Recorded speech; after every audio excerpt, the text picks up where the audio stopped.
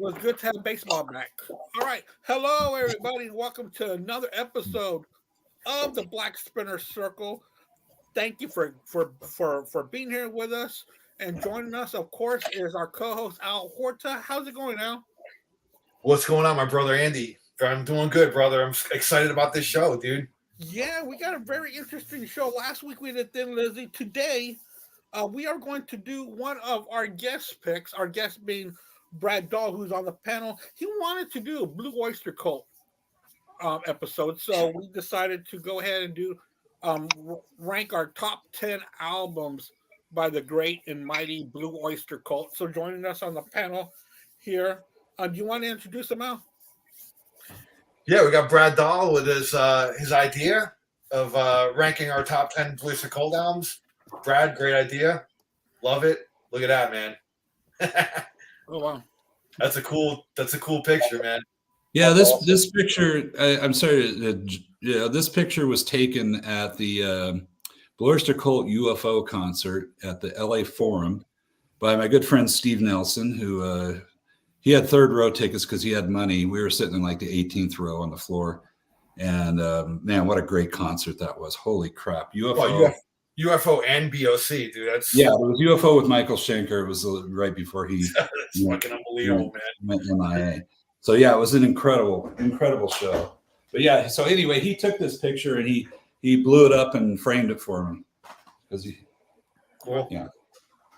And with the cool Symbol Remains t-shirt, we got Joseph Staub, resident Blue Oyster Cult, huge fan, right? Yep. Love them. One of my favorite bands, like Brad said. Absolutely one of my favorite bands.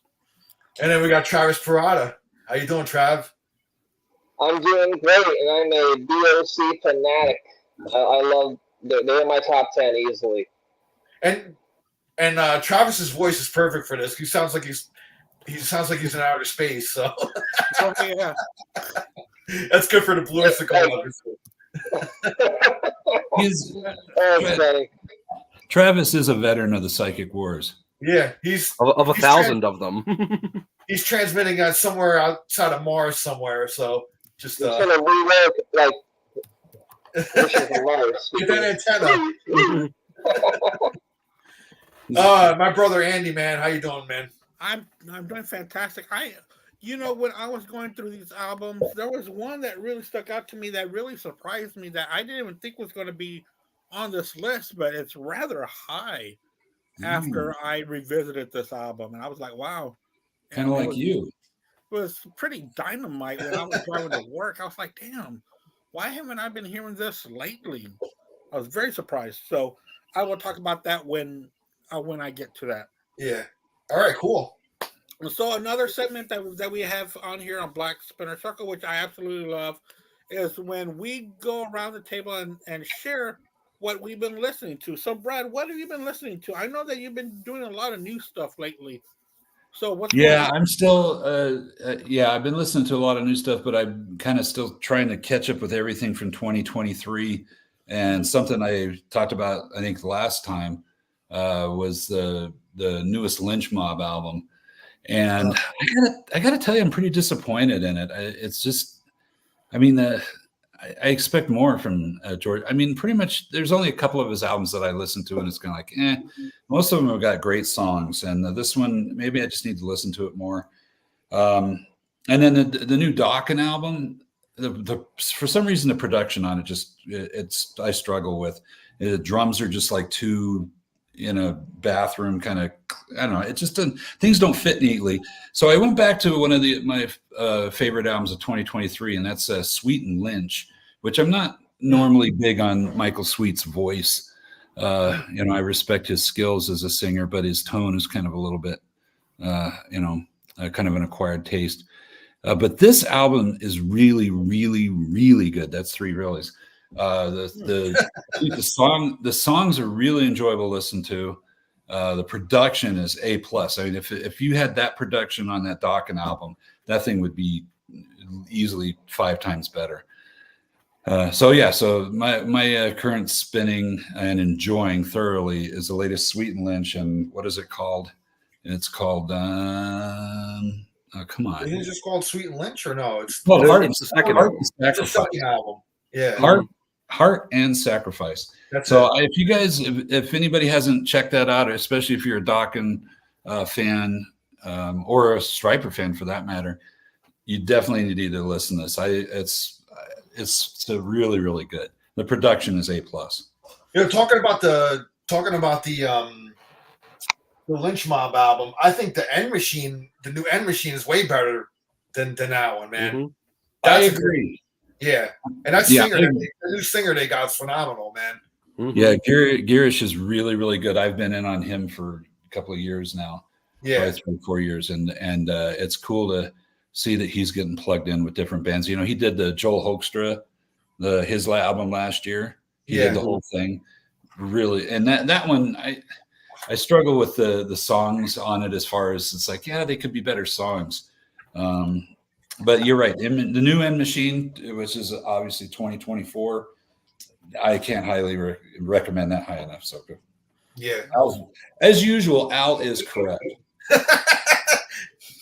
Nah, man. I'm just throwing it out there, dude, because it's probably going to be in contention for the end of the year, like album of the year. Albums that we always do our top 10. And that's already. Brad's got his running list already.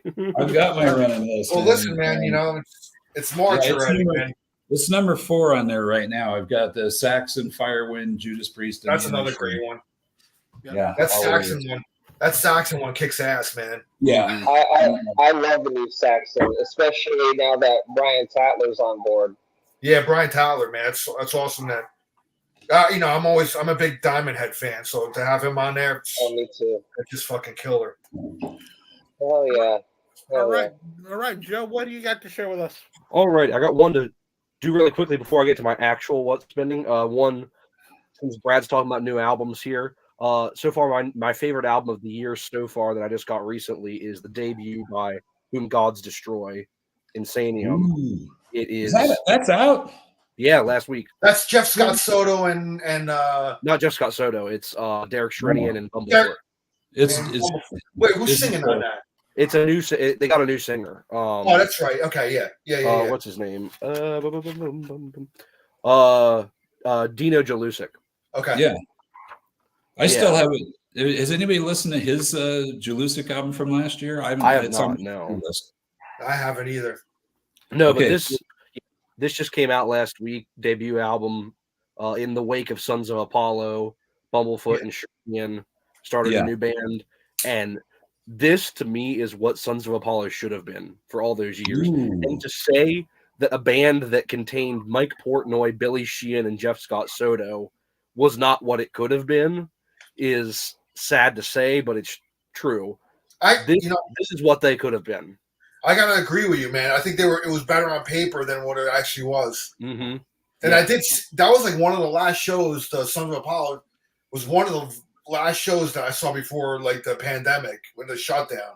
Mm-hmm. And I got to meet Billy. I got to meet like all of them except Portnoy.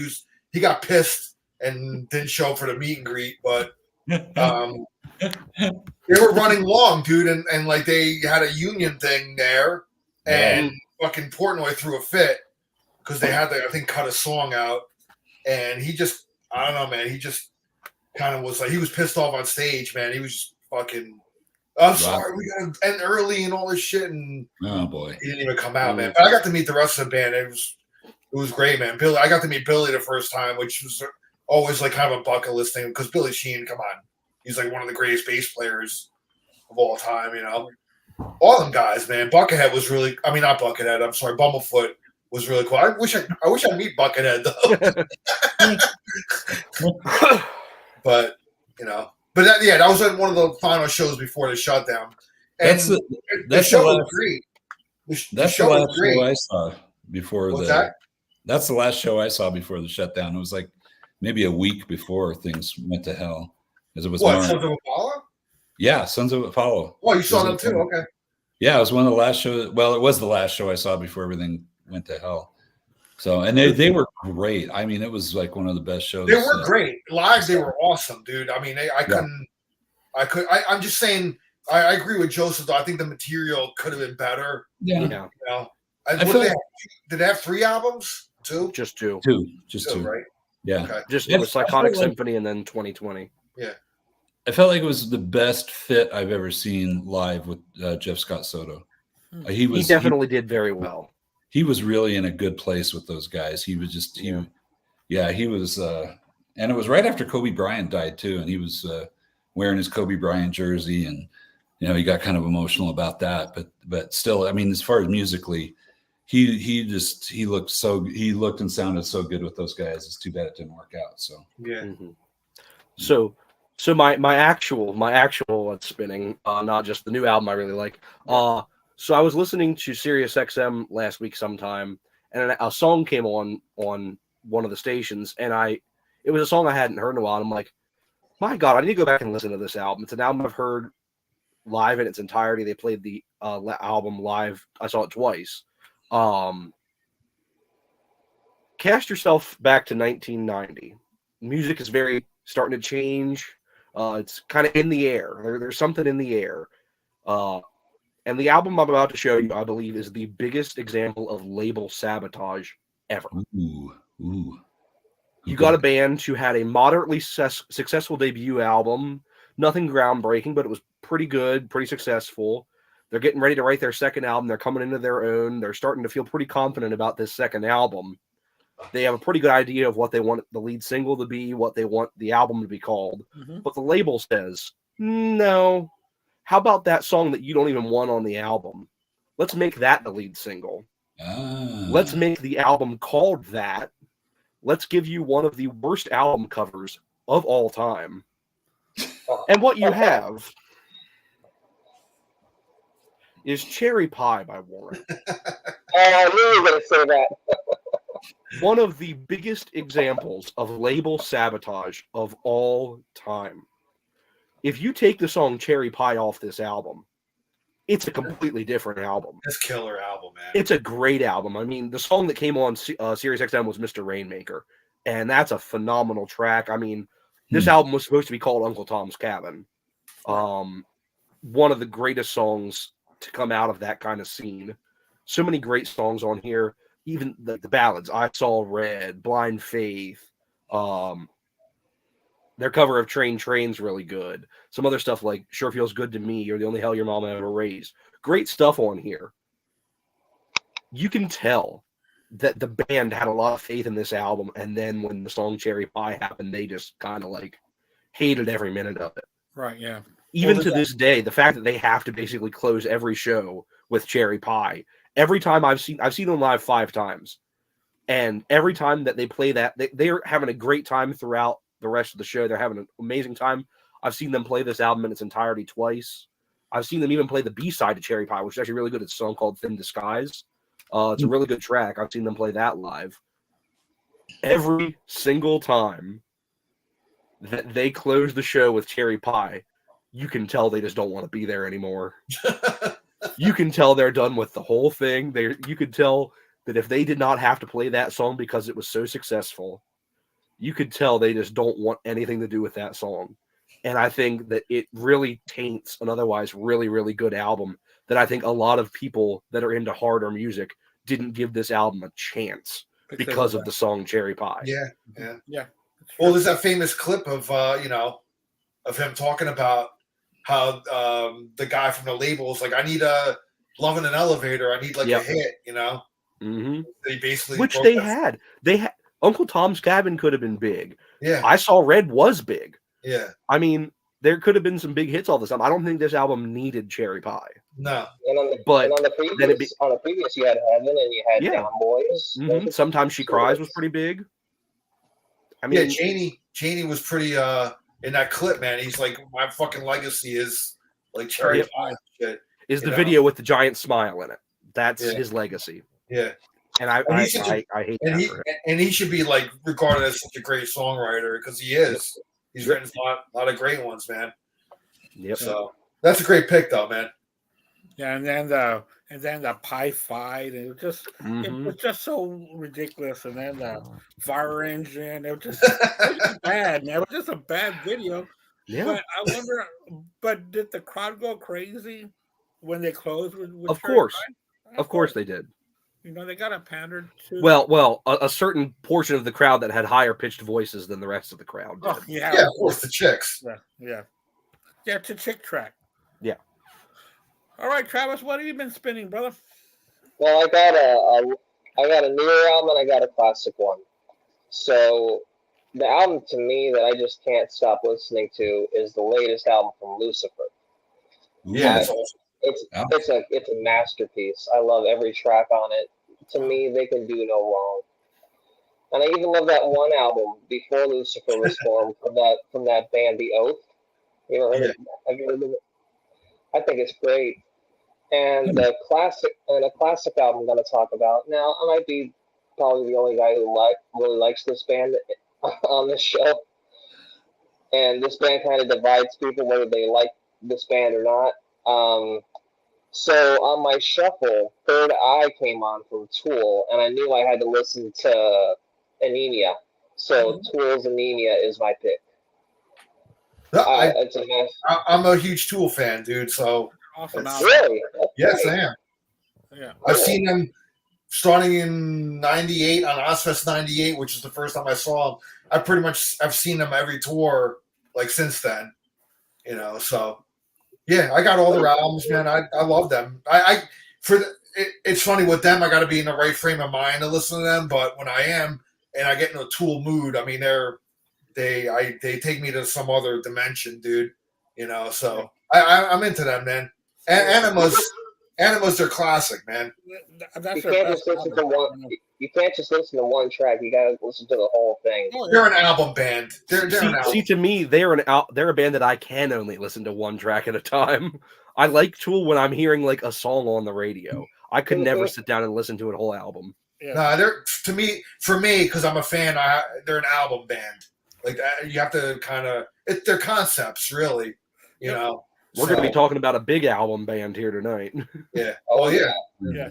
But I saw them in '97 for back when Lollapalooza used to tour as a touring festival. Yeah. And it was really cool. And Tool was the second to last band, and they should have stopped them there, but they weren't the closer. The closer was Prodigy was the closer. Yeesh. And man, what a sorry band to come on after Tool. You know, burn down the house, man. And that's it. That should have been it. You could have gone home, but no, Prodigy had to come on with. I think a lot of festivals do that though. Like they won't put the biggest band last. They want to put the biggest band kind of second to last, and then have a band where just kind of riding out the rest of the festival as people are leaving. Yeah. You know. Festival. Yeah. I don't think they do that anymore, though. I think that used to be like when festivals used to be a bigger thing, at least in America. I think that used to be kind of how they did it. Almost every festival you see nowadays is like the big band goes on last. Yeah, and Snoop Dogg was also on that bill as well, which was an interesting show. He played early. And like one of the Ziggy sons was there, and the band James. And I don't know if y'all remember James, but they were like I remember that band from England in the early '90s. They were pretty good. But Korn was supposed to be there too, but Korn pulled out because of someone's illness, which was, you know, kind of sorry of them. But but anyway, a really good pick there, Travis. Absolutely, Saint Fist is one of my favorite songs just ever. I love Saint Fist. I love 46 and 2 or something. 20. I love that. The title track. And 2. And Danny Carey is one of the greatest drummers of all time. Oh, he is. Yeah. I just heard that Danny Carey is going to be doing with Adrian Blue, and they're going to be doing like a King Crimson thing. Ooh, perfect. Oh man, sign me up for that. Yeah, I can't wait for that. My coworker actually, when I came into work today, we're both big music. We always talk about music and stuff, and he's like, "Hey, dude, there's going to be Adrian Blue." I'm trying to. It's Adrian Blue. Who's the bass player? I think the bald guy from Tony Levin. Tony Levin. Tony Levin. I Oh think it's God, Adrian, yeah, no, I think it's Adrian Blue, Tony Levin, Danny Carey, and I can't remember who else is one more. yeah. Steve Vai. That's it. Michael Lynch. Thank you. Steve Vai. Somebody sign me up for that. Yeah. God damn. I'm a huge King Crimson fan. Holy crap. I need to see that. I've seen King Crimson. The last I've seen them twice. So when they had the 3 drummers set up in the front, I mean, just insane, dude. They had it was just amazing, dude. I mean, to see them, I always wanted to see them. I think the last time they were touting it as like the last time that they were going to tour. So I don't know. Maybe that's why they're doing this now or something, So, yeah. But yeah, Michael, thank you, man. If that comes anywhere near me, my God, I'm going to that. Yeah. And they're just doing the 380s albums. Okay, I can kind of see that because Adrian Blue's involved in it. He was in the 80s version of it, which I'm fine with. Oh yeah, I'm fine with that. That's great material too. So. Oh yeah. I'm surprised Robert Fripp's not going to take any part in it. Well, I don't know. Well, it's not going to be called. It's not going to be called. They might call it Discipline. I forgot what they're going to call it. I don't remember. But I wouldn't be surprised if they call it Discipline because that's what they were originally going to call that era of the band. They weren't going to call it King Crimson. Yeah. Oh, wow. Oh, yeah, that's true. Yeah. But they came out with that album Discipline. All right. Al, what have you been spinning? Well, listen, man. I mean, I went to Target and I picked up the new Judas Priest. I had to get it. Ooh. It's got 3 bonus tracks on it. That's why I picked up the CD version. I'm gonna pick up the vinyl version eventually, but the CD suits me fine for now. It's a strong Priest album. I mean, there's a couple of tracks here. It's starting to grow on me more actually. The tracks that kind of didn't hit me in the beginning, but I think it's a great album and it stacks up with really strong. I mean, for a band this age to come out with strong material like this is just. It's awesome, dude. I love seeing that. And since we're doing a Oyster Cult show, I had to pull out a live album by them. This is iHeart Radio Theater, New York City. I want to get that one. I can't find it anywhere. I was at this show. And it was just in a room where it's a 200-person capacity. Yeah. And it was a short set. They only played 11 songs. So normally it's these special kind of radio station kind of shows that I got in. And normally, typically, they only last an hour, like these shows. But it was filmed. There's a DVD included with this, a CD and DVD. And I'm right there in the front row, man. So you'll see me in there. I was right on the rail. I got in there. I gotta watch it again. Yeah, I was right on the rail, and it was awesome. But the night before, I think it was the night before, or maybe, it was the show before. It was when the reunion happened with all the members reunited and did a show in New York. I didn't go to that one, but I was hoping at this one it would kind of all would have showed up too, because I think this was like actually the day after, the night after, at least 2 nights after. But alas, it didn't happen. I was kind of bummed about that, but still, I was seeing Oyster Cult, which was great. I'm kind of bummed I didn't see that reunion show though, because now Alan Lanier is gone, so it was kind of but I did see the classic lineup anyway back in the 80s. So we'll talk about that when we get to when we start going through albums and stuff. So, but anyway, those are my 2 picks. But yeah, I don't know. This was on Frontiers. I don't know if you can find this anymore. I was mistaken. That one you still can. Okay, the one that I really want to find was. They did a show they have a DVD of a show in Cleveland in like 2014, I think. Okay. I've got that. That's the one I really want to get, and you can't get that one anymore. Okay. Yeah, it seems like these Frontiers albums, you got to snatch them up if you. I'm really pissed off because Frontiers just pisses me off in general. I really want to pick up. I don't have, as we'll get into my list here, there's a couple that I don't have on CD just because they're so hard to come by. Including, but I really wanted to get the re-releases that Frontiers did of Heaven Forbid and Curse of the Hidden Mirror. Yeah, and they're out of print now, and I wasn't able to jump on those. So is this album. And it's been out of print. You can't get it on Amazon or anything anymore. But randomly, a couple weeks ago, it has forever just said currently unavailable on Amazon. It randomly popped up that it said temporarily out of stock. So I bought it real quick. And it just shipped earlier this week. It's coming this week. So I'm interested to see what shows up at my door, if it's actually this CD or not. I'm not getting my hopes up because I know how hard it is to come by, that something other random CD is going to show up. But I'm really hoping that because I really want a copy of this album. Yeah. And currently my copy is stuck in my CD player. I remember you told that story. It's stuck in your car. Damn it. I'm going to get it out, though. If I have to take the radio out and smash it. Because I'm planning on putting a new stereo in my car anyway. So I need a CD player in there, man. I got to listen to this, my fifth. Like, I bought this, but I've been streaming it, like, in my car. Because I have, like, an input jack, and I have a Bluetooth thing that you can put on the little input. thing you stuck in, yeah. Yeah, and then, like, my phone goes through, because I have a little bit of an older stereo system, but it works, and I've been streaming, so. But I need a CD player, man. It's just fucking. And you need your copy of this album back. I gotta get that out, man. Now that you say it's out of print, I gotta make it a mission. I'll keep you guys updated and let you know what shows up at my porch tomorrow. Because I think anyway, it's tomorrow it's going to show Anyway, I up. don't want to dwell too much longer. Go ahead, Andy. We're going long already. So I've been listening to this one, Deep Purple. Now what? That's a great album. It's a really great album. This kind of harks back to their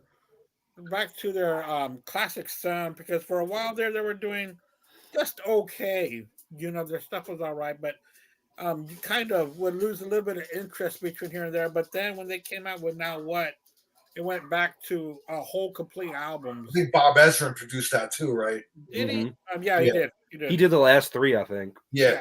Yeah, he did do the last one. Vincent Price, Uncommon Man, all those are great too. Great album. Great album. Yeah, I like Infinite also. Infinite's a great one too. So which one? Infinite. Yeah, I got that on vinyl back there. Yeah, great. That's a good one too, man. Yeah, it's really cool how these older bands keep on going back to their sound. I was going to share this one, but Al had kind of stolen the thunder because I had. I'm sorry, man. Last week, and so I switched it up because I've been listening to both. But this is a fantastic Judas Priest album. Yeah, dude. It is just. If people could get the Target version just to get the more tracks, Yeah. I went ahead and just got the straight up 11-track version. Okay. Yeah, is what I went ahead and got. So, all right, guys, let's get to our topic, which is our top 10 albums by the Blue Oyster Cult, who formed in 1968 or 69. They released their debut album in 70. They're from Long Island, New York. And so let's get started. Go for it, Brad. Oh, me first. Ooh, yeah. God. That's a lot of pressure. Okay. My number 10. This is really tough after I got the first three were easy. After that, it was just like throwing darts almost. Yeah. So I had to try to figure out, I kind of like played through the songs and okay. So this is my number 10, Mirrors. I know when this first came out, I mean, well, let's face it. I mean, it's not like they did the same album over and over. Every album had its own personality, and it was very different. But I kept, as they moved on after the first three albums, I kept wanting them to do a more harder rock album, and this wasn't it. Although, I mean, it's got some great songs on there. Let's see, my personal favorites. I thought as it started off with Dr. Music. It's like, really? Why Dr. Music? What the hell is this crap? I do like the song, but at the time I was very much like, I don't get this at all. I can't read this. But the song after, The Great Sun Jester, I think it's a fantastic song. I think I Am the Storm is a great song. And the song that it closes out with was really, that one song sucks. I think that was from what I understand. Al Bouchard did not get along with Tom Werman, and I think he was trying to get them. He must have said something about wanting them to have a hit like the Cars, and so that last song on the album, I'm not Sounds the like one the you're Cars. looking for. What? It sounds like the Cars, yeah. Yeah. He wrote that. He wrote that because he says, "Well, I'll give you a song that sounds like the Cars." And anyway, yeah, Mirrors. That's number 10 for me. Okay. Nice. All right. What are you going to start off with? Alrighty. And I believe Brad, you're mixing up the second to last song and the last song on Mirrors. The last song is Lonely Teardrops. That's a great song. Yeah, Alan Yeah, Lanier. that's a fantastic song. You're right. It's the one before that. It's the one before that. Yeah. Thank you. These things are too small to read the print on there. I have the back of my 5-album set things to read the track listing off of here. So my number 10 is going to be one that I do not have on CD, as I mentioned a little bit ago, and that is 1998's Heaven Forbid. Probably one of their heaviest albums. A lot of really heavy stuff on here.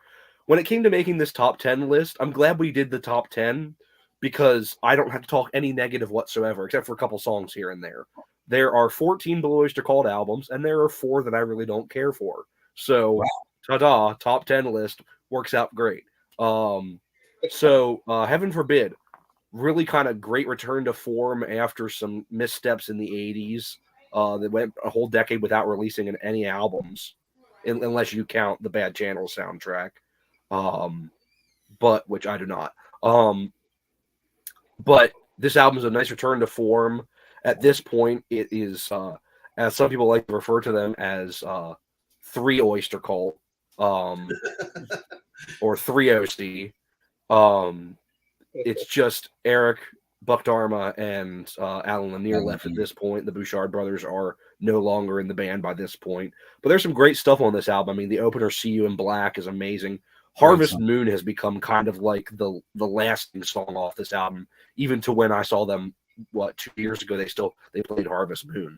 Power Underneath Despair is another great one. Cold Gray Light of Dawn, Still Burning is another great track. And they close the album with a live version of a song I will talk about later. But may or may not be on an album that Brad is holding up. So I'll talk about that song when I get to that album in a little bit. But my number 10 is Heaven Forbid. Really great, heavy album. Kind of a return to form after a little bit of a misstep throughout the mid to late 80s. All right. Great pick. Travis, what are you start off with? Well, I'm going to piggyback off of Joseph and go with Heaven Forbid. I mean, anything that has See You in Black and Hammerback and Still Burning on it, man, it is just to me, it should be a modern classic. And it's one of the more underrated comeback albums, in my opinion. I love Heaven Forbid, and I even love that cheesy horror album cover. I love it. I need to get that on a t-shirt. So that's my pick for number 10 is Heaven Forbid. Heaven Forbid. Al, what are you going to start off with, man? Well, I'm going to go. I like this album a lot, man.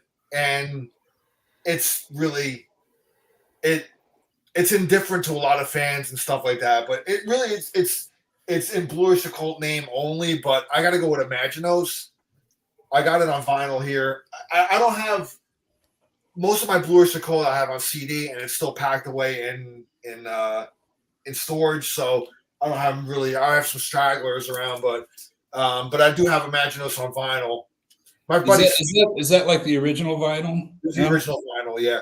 Yeah, mine is yours kind of weird. Like the very first song kind of comes in really quiet, and the sound kind of comes and goes.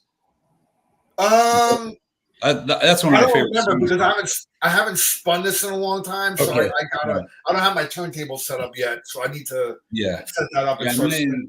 My vinyl copy was less than good. So my friend Steve gave this to me. Actually, he was like, he's a huge Blue Oyster Cult fan. I've seen BOC a lot with him, and as a matter of fact, the last time I saw BOC in Staten Island, New York, he was with me on that one.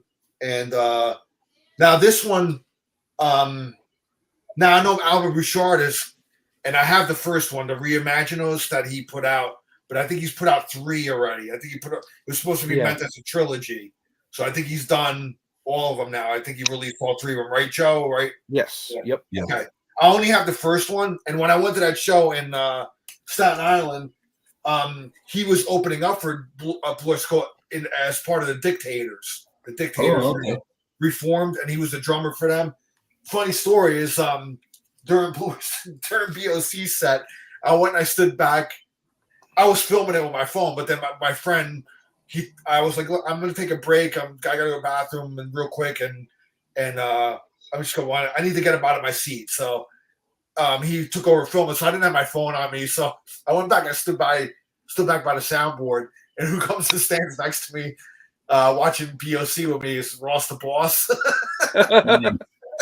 So that was pretty cool, man. I was like, damn, because he had just opened up for BOC, he was in a Dictator. So, so me and him were just like bullshit, man. And I'm like, I fucking in the back of my mind, I'm like, why don't I have my fucking phone with me right now? I can have a picture with this guy, whatever. But it was cool just to like conversate with him and talk about BOC and how we saw him. We saw them, back in the day. I mean, he saw them earlier, not on than me. He saw them in the 70s. So, that's kind of a funny story. I was kind of by the soundboard, and Ross the Boss comes and hangs with me. Anyway, getting back to Imagino. So my buddy Steve, he bought the Reimagine because I bought this with me, and I wanted Albert to actually sign this.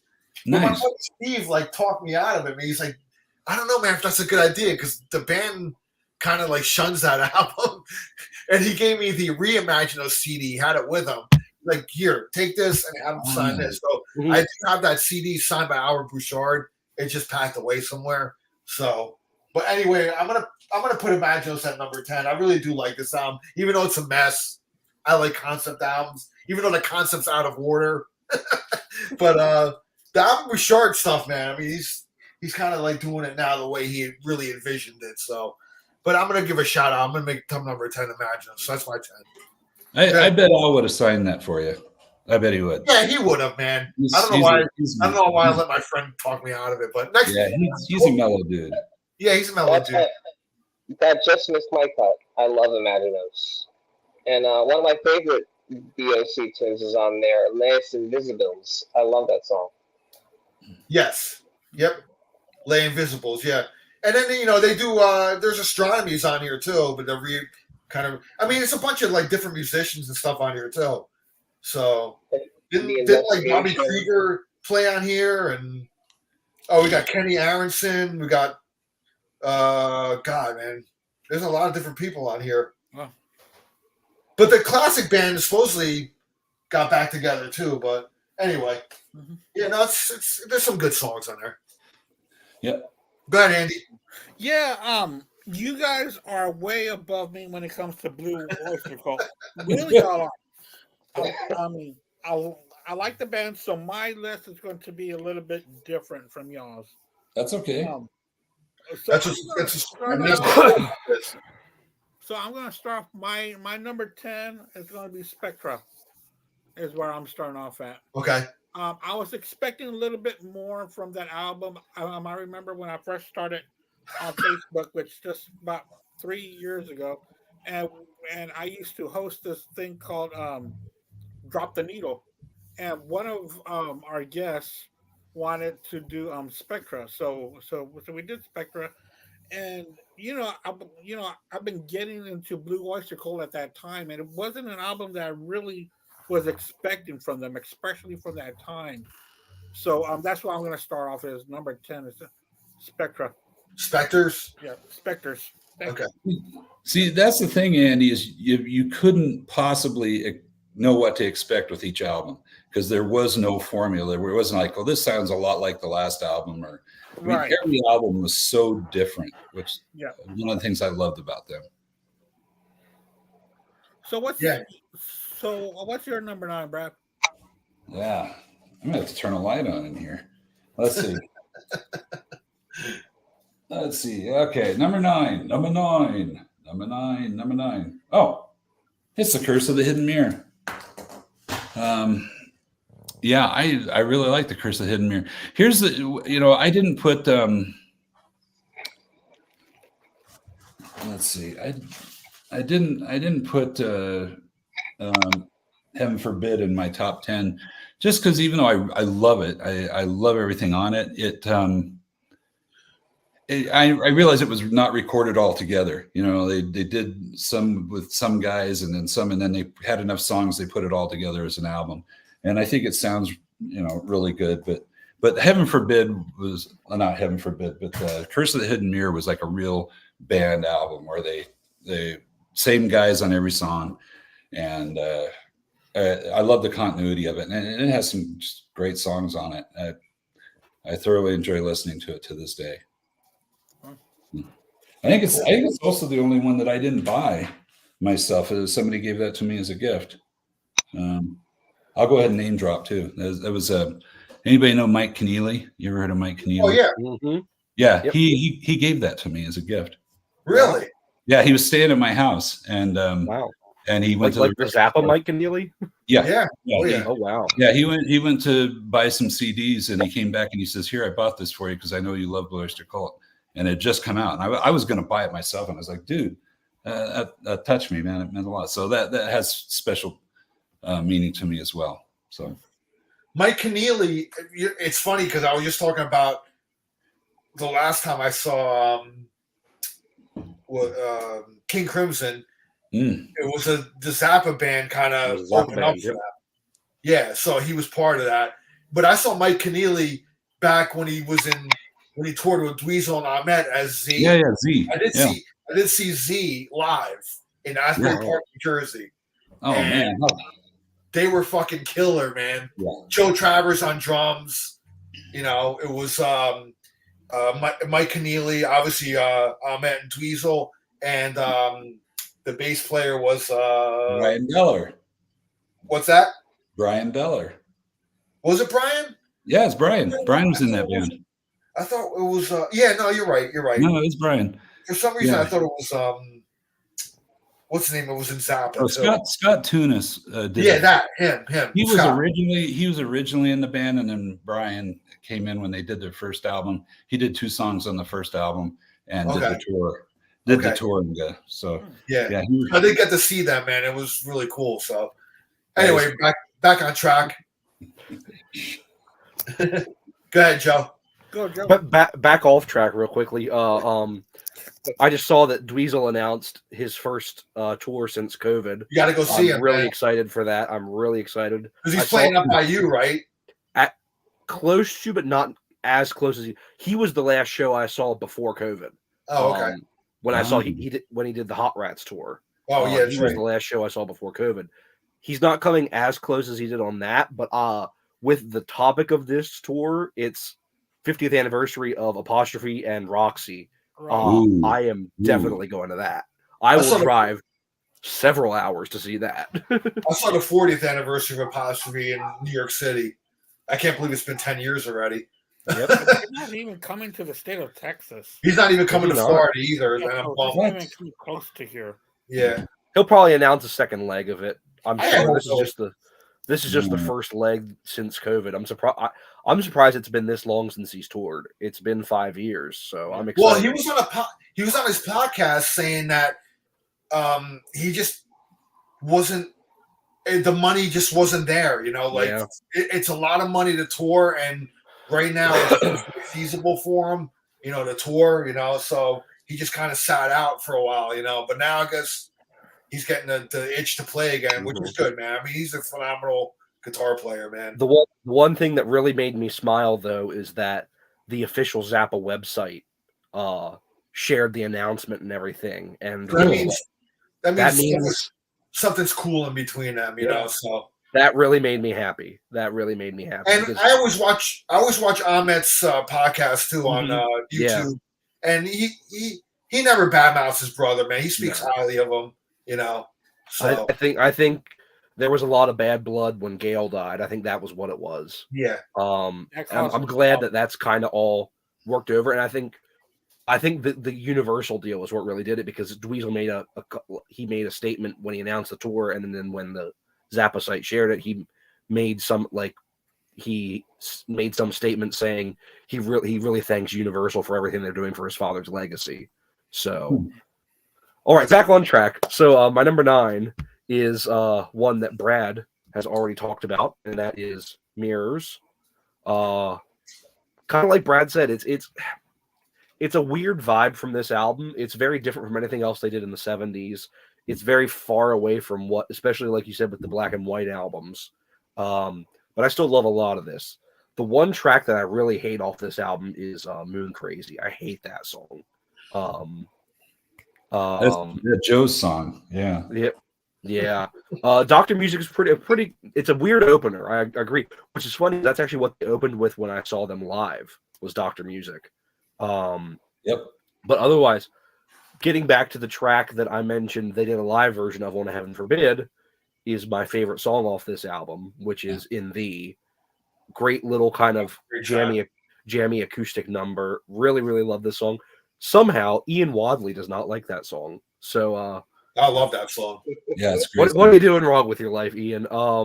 In Thee is an amazing track. Well, did you watch Ian's ranking of BOC albums? If you haven't, go on his channel and watch it. I mean, I watched it and I was kind of like blown away by like the way, not blown. I mean, I was surprised. I don't know when he came in the BOC. I must have missed that maybe in the video or something, but I don't know, man. Like, I mean, whose channel is this? His ranking. Who? What's that? Whose channel are you talking about? Wait, who were you talking about just now? You were talking about. I said Ian. Oh, Ian, not Ian. Mick. I'm talking about Mick Watkins. He did change his ranking. He did. Okay. He said that on the episode. He changed his ranking from what it was a few years ago. Okay, all right. I watched his old video. There was one particular album that came up a lot in his ranking. Yeah, but I was surprised at like his ranking. Man. I was like, holy shit.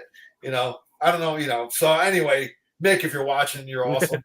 I love you. Yeah. So yep, my number 9 is Mirrors. All right, cool. All right. I got all the liner notes now, so I can. Awesome. All right, Travis. All right. My number 9 is the latest album, The Symbol Remains. Again, I love it. All these albums on my list, I love. I have no issues with them. It's just my personal preference, and I love Box in My Head. I love Nightmare Epiphany. What a great song that is, right? Yeah. I love that tune. I love The Alchemist. I even love Florida Man. That's a great song. Florida Man. Tainted Blood. Are you kidding me? Oh, yeah. It's just another great. They released 2 great comeback albums. You got Heaven Forbid and then The Symbol Remains. Jeez. Yeah. It's amazing. And that was definitely my pick for 2020 as the best album to come out that year. Yeah. All right, man. You good, Trav? Yeah, I'm fine. All right. Oh, sorry. Is that voice too loud? I'm sorry. No, he was just asking if you were done talking about that. No, No, I'm fine. Thank you. All right. Brad showing off some classic pictures there. Yeah. I thought it was showing The Symbol Remains for a second. Yes, definitely. My number 9 is going to be piggybacking off of Joe and Brad. It's going to be Mirrors. I'm not really going to say much, or they've said pretty much everything. But I like that album. Just some good tunes on there. It makes my top 10. It's better than a couple of albums of theirs, so it's definitely in my top 10. So it's number 9 for me. That's all I'm really gonna say, because you guys pretty much said it all. So go ahead, Andy. Yeah, my number 9 is gonna be Secret Treaties. Yes, I know that this is highly regarded as one of their top ones, But for me, there's others that I really like more. He's pulling a Mick Watkins here, man. I'm about to pull one too. Probably going to surprise a lot of people what I've got coming up, but my number 9 is going to be Secret Treaties. Yeah, it's a great. Fucking love that album, man. All right, number 8, Brad. What? Wait, Andy. What's your favorite song on that album? Probably Astronomy. No, Cagey Cretans? Cagey Cretans. That's going to be it. No, I do like Career of Evil. Yeah, the way great the album one. starts. Great one. Oh, great song. Yeah, I mean it starts off great, but then it just starts to tail off where it just doesn't have enough variety for me Huh. with the sound. Yeah, that might be the production. Yeah. Yeah. I'll talk a little bit more about that later on. Side 2 is my favorite of that album. Ooh. All right, number 8, Brad. I need to be better prepared here. I apologize, you guys. Oh, you're Okay, fine. number. It's your damn idea. God damn it. I know. I'm a freaking bozo. Oh wow, I did. Yeah, I had Imaginos here. There we go. There you go. Okay, this is an album. I've hung with a lot of BOC people. Back in the early days of the internet, there was a chat list with it was combined with Hawkwind and Oyster Cult. And That's a strange combination. it was a strange combination. Yeah. There was a weird history behind how that happened, but that since that back from the old days, from the 90s, that fell apart. But cool dudes. But everybody there hated this album. I mean, everybody just categorically just hated this album. But I got to tell you that, and my wife Shelly, she'll tell you this is one of her favorite albums, and I enjoy the hell out of it too. And it's Club Ninja. And I'll tell you, First tour I ever saw them on. oh, you're one of those guys that hates He's it. one of Okay. them. That's fine. That's fine. You can hate It's it. not in his top 10. That's why. Yeah, it's not in his top 10. Perfect Water rules. That song does Yes. rule. White Flags, Dancing in the Ruins is great. I think probably the two, what's his name? Bob Callaghan Jr. songs are probably the goofiest songs on there. And I get why they put them on there, trying to get some radio play or something. Yeah, Perfect Water is a Spy in the House of the Night. Come on. How about When the War Comes, Shadow Warrior, and Madness to the Method? That to me is like just a classic song. It just builds. It's great. The piano part in it is just amazing. So I would say if you're going to listen to one song off this album, listen to that one. It's the last song on there, Madness to the Method, and tell me if that is not a great song. So there you go. Club Ninja. It's what Shelley calls one of our road trip albums, because back in the day when you just take all the CDs you could fit in the car, Right. When we go on a road trip, this was always one of them. So, Interesting. That's the first time I ever saw them, was on that tour opening for Kiss on the Asylum tour really? That's Here an in- interesting bill. here in New Jersey, man, 1986. It was my Awesome. second time seeing Kiss, because I saw Kiss December of 85 on the Asylum tour, which was my first concert ever. And then I saw them the following year when they came back through New Jersey, and BOC was opening up for them. And that was the album that was out at the time. So I got to see BOC in the 80s. So How was BOC? they were great, man. I mean, all the time. I mean, I think I've seen BOC, at least 25, 30 times maybe now, by now. Sure. And I mean, they've never let me down. Like, they've always were great live, man, when I saw them, so I thought, it's just weird. Like, they were opening for Kiss, and, way back in the early days, Kiss opened for them. Oh yeah. So now it's kind of like the tables are flipped. But, hey, listen, man, I mean, that's just the way it is sometimes, man. But BOC went through some really, really hard times. I mean, yeah, they did, man.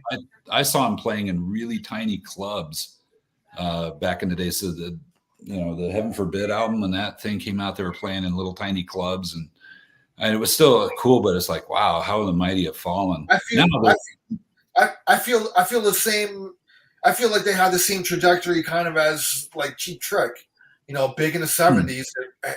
playing arenas. And then Yeah. as the 80s came in, they started kind of slipping off, man. I think Cheap Trick kind of I think they lasted a little longer though. Like, when Lap of Luxury came out, they came back kind of big. That was a big hit for them, yeah. Yeah, that was a big hit for them. So, but still, man, they've opened up for like fucking everybody, man. It's like, jeez. I was interested when you what were you gonna say, Travis? No, they should be headlining. Of course, of course. Us as huge fans, we want our favorite bands to be the best. Big, Yeah, man. To be heralded as the best, or at least have their own tours and not open up for like Rod Stewart lately. They've been opening up for Rod Stewart. Yeah. And that just doesn't melt right, Yeah. I got nothing against Rod Stewart. I do like Rod Stewart's music, but not with Cheap Trick. That just doesn't mishmash well. Joe, are you at number 8? Yeah, I'm about to go to my number 8. I was interested when Al said that he saw them in mid to late '86. Of what the lineup of the band would have been by that time. And I'm really interested to see. This is a weird mishmash lineup. Yeah. It's just Eric and Buck. That's what it was exactly. Yeah. Yeah. And it's Tommy Zavonchek on keyboards, John Rogers on bass, and Jimmy Wilcox on drums. Yep. That's a weird. Well, it was a lineup that only existed for like 8 months. Yeah, me being a young guy though, like I didn't know. I didn't really know a lot about BOC besides like whatever I heard on the radio, which obviously is the 3 hits. Yeah. But so like the lineup, it was one of those things. Like I wasn't immersed into BOC, so I wasn't like I was glad I was seeing them, but I didn't know like anything about lineup or anything. I just knew Buck Dharma. And I knew, like, Eric Bloom, so it was cool, My older brother took me, so. Yeah. I was there. Truth be told, I was there to see Kiss, so, Yeah, of course. Yeah. I was such a big Kiss fan, so. Anyway. Why wouldn't you be? Yeah, it's good. All right, so my number 8. So I believe in the past on this show, we've all said we're allowed, like, one controversial opinion per episode. I never said that. This is my controversial opinion for the episode. All right. My number 8 is Agents of Fortune. Okay. That's not controversial. This album is not as good as its lead single. I'll put it that way. I think when you hear "Don't Fear the Reaper" and you go and listen to this album, it's not what you're expecting. I think "Don't Fear the Reaper" is far and away the best thing on this album. I don't agree with that, but that's fine. Okay. Controversial, remember? I think there's a lot of great tracks on this album, but any album that ends with Debbie Denise can't be too high on my list. That song's awful. But no, there's some great stuff on here. True Confessions, Revenge of Ear Gemini, Sinful Love, Tattoo Vampire, Tenderloin's amazing. Some great stuff, but it's kind of when you hear "Don't Fear the Reaper," it's kind of misleading as to what the album is. That's funny because when I bought it, when it first came out, and I dropped the needle on it, when it came to "Don't Fear the Reaper," I was like, "What the hell is this?" How is this on a Oyster Cold album? And now look at it. Yeah. So, anyway, keep going. But I think I love the way that a lot of their albums flow, and I think this is one of theirs that I have the hardest time listening to as an album. There's a lot of songs individually that I go back to on this album, like a lot of the ones I mentioned. The only song that I truly dislike on this album is Debbie Denise, but as an album, I don't think it works as well. I just don't go back to it as often as an album. There's a lot of albums. In fact, there's 7 albums that I go back to more. But if it's on my top 10, it still means it's a great album. So number 8 is Agents of Fortune. All right. Number 8. I'm sorry, Travis. Well, I'm going to No, I'm stir the stunned pot. too, Andy. Oh, it's time for me to stir the pot even further now. Tyranny and Mutation. Oh man, I'm sorry, Travis. You're breaking up there. You're breaking up. No, let's not get it in the cult rock era. Let's not get it twisted. Let's cut the deck. I love this album, but it's my least favorite 70s output from DOC. Okay. It starts off great. The red and the black, Hot Rails to Hell, 7 Screaming Bizbusters. Oh my god! But I don't like Teen Archer. I don't like Ice Dog. I love OD'd on Life Itself is great, and I love the last track, Mistress of the Sand and Salt. Quickline Girl, I love that song. But it's my least favorite from the 70s, but I still love it. The oxygen's really thin up there in space, man. Yep. I'm joking, man. No, well, listen, man. Everybody, that's like Brad said before. I'm Did you sorry. take your radiation pills? No, dude, listen, man. Everybody's different. That's the beauty of this, is everybody has different opinions and stuff. Different point of I just view. happen to think your opinion is wrong, but Make sure you see my number 6. no. Anyway, so my number 8, man. I'm gonna go with Symbol Remains because I love that album. It's stuck in my goddamn CD player in my car. So whenever I listen to a CD in my car, He's heard it a lot, folks.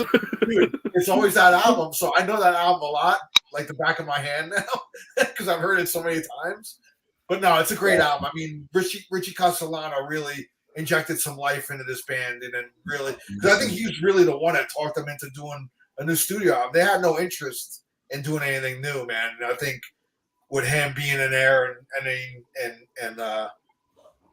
just wanting them, and he bought out great material in that, man. Like they wrote, I love this album, man. I think it's one of the best, like, strong albums by a classic band, later on in their career. So, Right.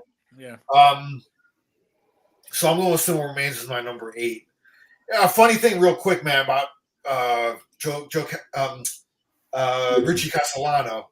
I was at a club show seeing Lacuna Coil years ago, and I see somebody in a Blue Oyster Cult shirt. He's with some girl or whatever, and I walk up. As I'm walking past him, I'm like, "Hey, man, fucking great shirt, man," And then as I'm walking past him, I'm like, I just kind of do a double take. Right? It's fucking Richie Castellano. He was there seeing Lacuna Coil with his girlfriend. So I turn around. I'm like, wait a second. He starts laughing. I'm like, you're Richie, right? And he's like, yeah. So I'm like, what's up, man? So we were talking for a little while. It was so funny, man, because he had a Blue Oyster Cult shirt on. I'm like, walking past him. I'm like, great shirt, man. Now, Al, tell me you got to have a picture. By the way, you're in the band. Anyway, I love the It's like walking past Yannick Gers wearing an Iron Maiden. Well, true. Yeah, I mean, he wears nothing else. Nah, Richie's good for that band, though. He's talented, man. I think he started off on bass in the band, and then yes, switched to guitar. So aside from the original 5, he is the only other one that I would consider a true member of Blue Oyster Cult. Yeah, I think he and Sandy Pearlman are the 2 most important figures aside from the original 5 band members. Yeah, I'd agree with that. And Brad, man, you saw UFO and POC back in the 70s. I saw them in the mid 2000s in New Jersey. They toured again together. Really? And UFO still had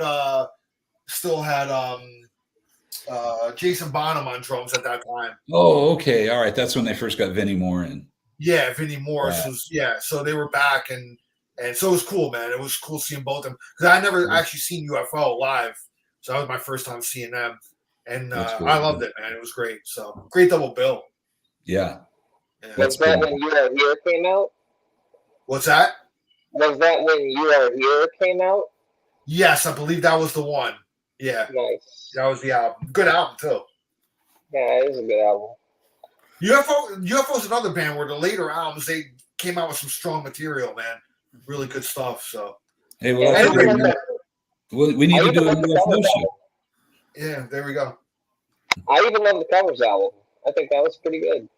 The Salentino cuts. Yeah. All right, Yeah. Simple Remains my number 8. Go ahead, Andy. Yeah, a lot of these classic rock bands from the 70s, well, 60s and 80s, they're coming out with really good, strong albums because they're going back to what their fans love, which is their sound. And speaking of, because my number 8 is also the Symbol Remains, but also April 12th is a new Blue Oyster Cult album called Ghost Stories. Yeah, I can't wait to get That's that. A new old album. I can't wait to get that, What do you man. mean by that? I have it pre-ordered. What do you mean? I ain't letting Frontiers fool me no more. So I'm going to go with the Symbol Remains for my number 8 as well. Cool. Number 7, Brad. Okay, I'm ready this time. This is the album that I was kind of hoping for earlier, a few years earlier anyway. It's like this is a return to really rocking. And even though it didn't really, it didn't really have any hits or anything on there. It had some just great songs. And of course, Martin Birch producing, I believe. And yeah, I mean, Black Blade. Oh my gosh, what a great song! Monsters following it up. Divine Wind was great. The whole thing. Marshall Plan is kind of weird. I mean, it's a goofy song, but I'm okay with it. The bad thing for me is it's the first time that I missed a tour of theirs since On Your Feet or On Your Knees, because I was in the hospital when the show happened. I had to give away my tickets. There was no resale back then, Al. Yeah, so I gave away my tickets to somebody, and it was at Poly Pavilion, UCLA, and it was Blue Oyster Cult with Molly Hatchet warming up. So that's my good chance to see Molly Hatchet. But anyway, I really enjoy listening to this album, and there you go. Cool. Yeah, you got me into that album, Brad. Did I? Yeah. Mm-hmm. Excellent. I think you had mentioned it a while back, and Awesome. I'll talk about that a little bit later in the show. Cool. I can't wait to hear about it. All right. Yeah. Go ahead, Joseph. Your turn. Joseph. Number 7. Number 7. Symbol Remains. Like you guys have all said so far, I mean, so far it has still yet to be topped as my album of the 2020s. I think it's the best album released this decade so far. Wow. It is my. That's pretty high praise. It's in my top 5 of albums released in the last 10 years, probably. It's getting up there. Nothing's knocked Firepower off the number 1 spot yet, but there's some stuff that's getting up there, and that's one of them. I mean, it's such an amazing comeback album, and like you guys said, Richie Castellano had so much to do with it. He really is the fuel behind it. Tainted Blood is my favorite song on the album. Richie through and through. Box in My Head, That Was Me, great track. The Alchemist, just so many great tracks on this album. And as I said, hoping that it shows up on my doorstep tomorrow. Finally, we'll see, and I will keep you all updated. We'll see what comes in, right? We'll see what's in the package and what condition it's in when it gets here. Travis, what's your number 7? All right, number 7, Cultosaurus Erectus. Again, an amazing album. It kicks off with Black Blade. Fucking Black Blade, man. Woo. Oh my god. And then it leads right into Monsters, where I love that kind of jazz lounge bit in between the heavy parts.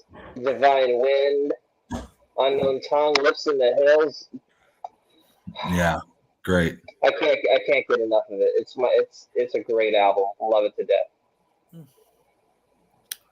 All right, cool. All right, Al, what's your number 7, man? My number 7, I'm going with Spectres. Now we're getting into albums. It's just like I'm really strong, man. I mean, So Are You Ready to Rock, Celestial, the Queen. I mean, I love this album a lot.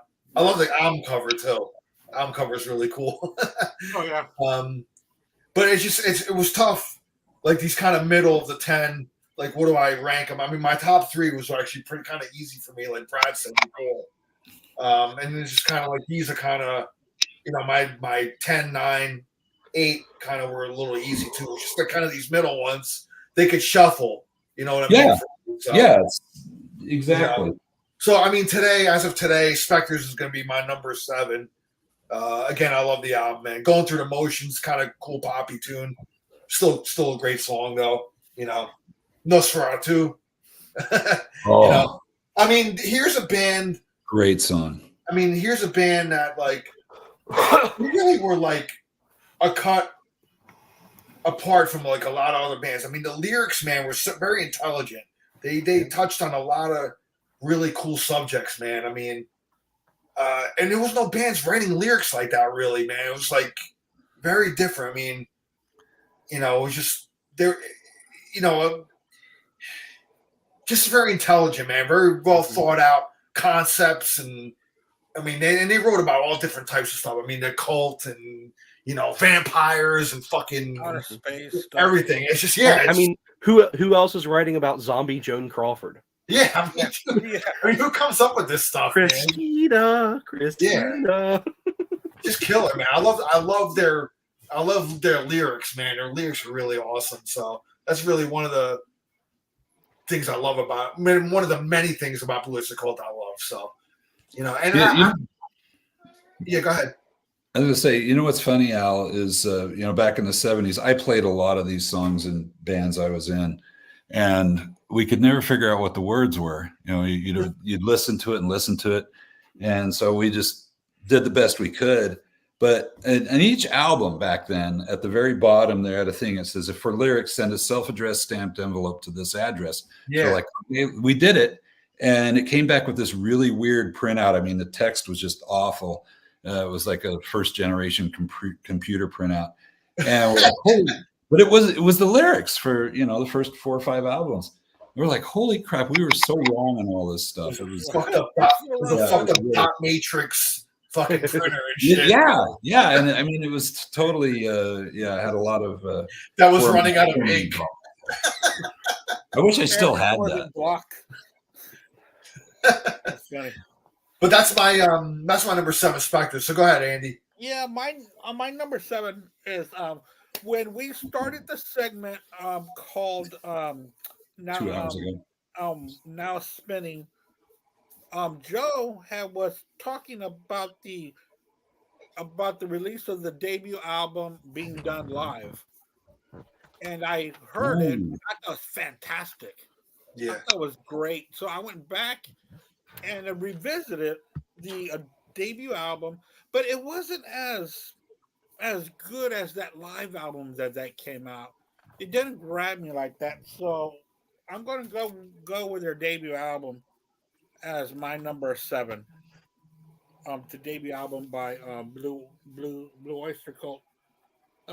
It's really good, but I really enjoyed the live album better than what they did here.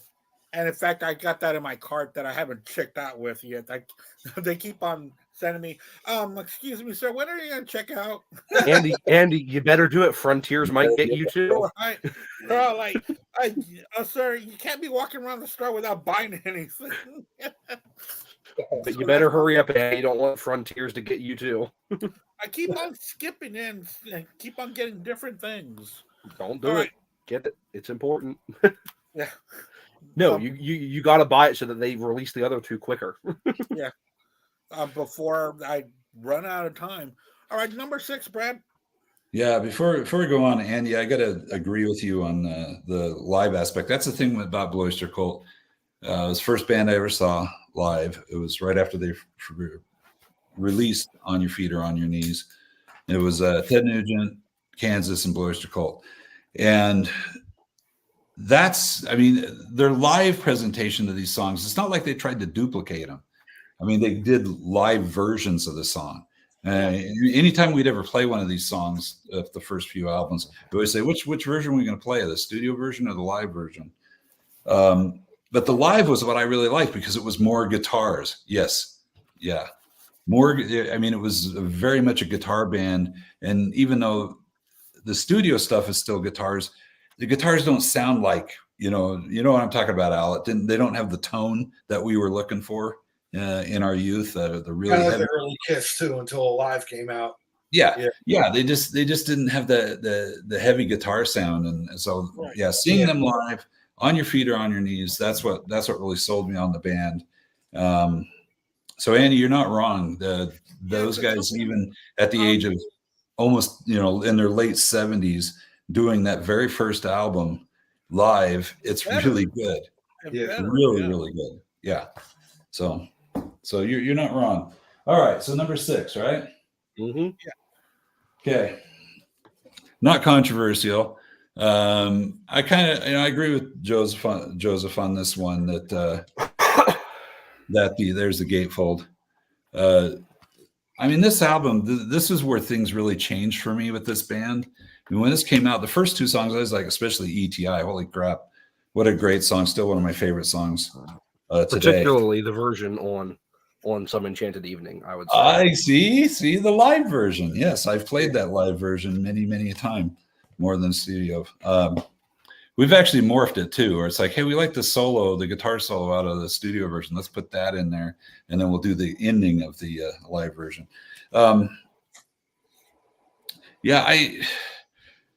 I really didn't like this when it first came out, and of course learned to love it, especially after seeing them play these songs live. When I went and saw them on this tour, it's like it all just made sense to me then. It's like, that's what that song's supposed to sound like. And so, you're right though. There's some issues with this album. Debbie Denise especially. So we'll leave it at that. Weren't BOC in the 70s live, weren't they innovative with like lasers and stuff live? That album, I believe that was the first, because they made so much money with Don't Fear the Reaper, they decided to put it into the show. And so somebody came up to them with this idea of this laser show, and it was super expensive. I think it blew all their money on toting these lasers around, and they had to have these special technicians. And the first time I saw them, they actually brought the lasers down into the crowd, which that became a no-no after that. Because if that goes in somebody's eye, they can blind somebody. Yeah, but I'm telling you what, man, it was so badass because there's so much smoke in the arenas back then, because everybody smoked and everybody was smoking stuff, Yeah. So I mean, the lasers, when they get down in the smoke, it was just, it was so 3D. And if you got inside, like one of those prisms or something, the laser hitting you, you felt like you were inside this tube going right to the stage. It was, and I was not somebody smoking stuff. Okay. I'm not I was a very good young man. Yeah. Good Mormon boy. Didn't do drugs. The contact high took care of that. Yeah. Not really. I got to tell you, the very first time I saw them, 75, and I was, 15 years old, and leaving the concert, there was this guy passed out on the floor in a pile of vomit. And I looked at him and I was like, dude, I just saw like the greatest thing I've ever seen in my whole life. And you missed it. You even if you did see any of it, you're not going to remember it. And I thought, God, you just wasted. You're wasted, man. So I was so anti-drug. I was what you would call in the later days straight edge. I was very much. When I go to concerts and there'd be people passing the doobie around, I go, no, it's cool. And they would like, no, dude, here, come on. And my friends around me would go, don't give it to him. Don't give it to him. And the guy would insist. So he'd give it to me, and I take it and throw it. And I never got my ass kicked. I think it was at Anaheim Stadium where Oyster Cult was playing. I believe ZZ Top was the headliner of that thing. And somebody was insisting that I take the joint. And my buddy was just like, dude, you're making a big mistake. Don't give it to him. And he gave it to me, and phew, yeah.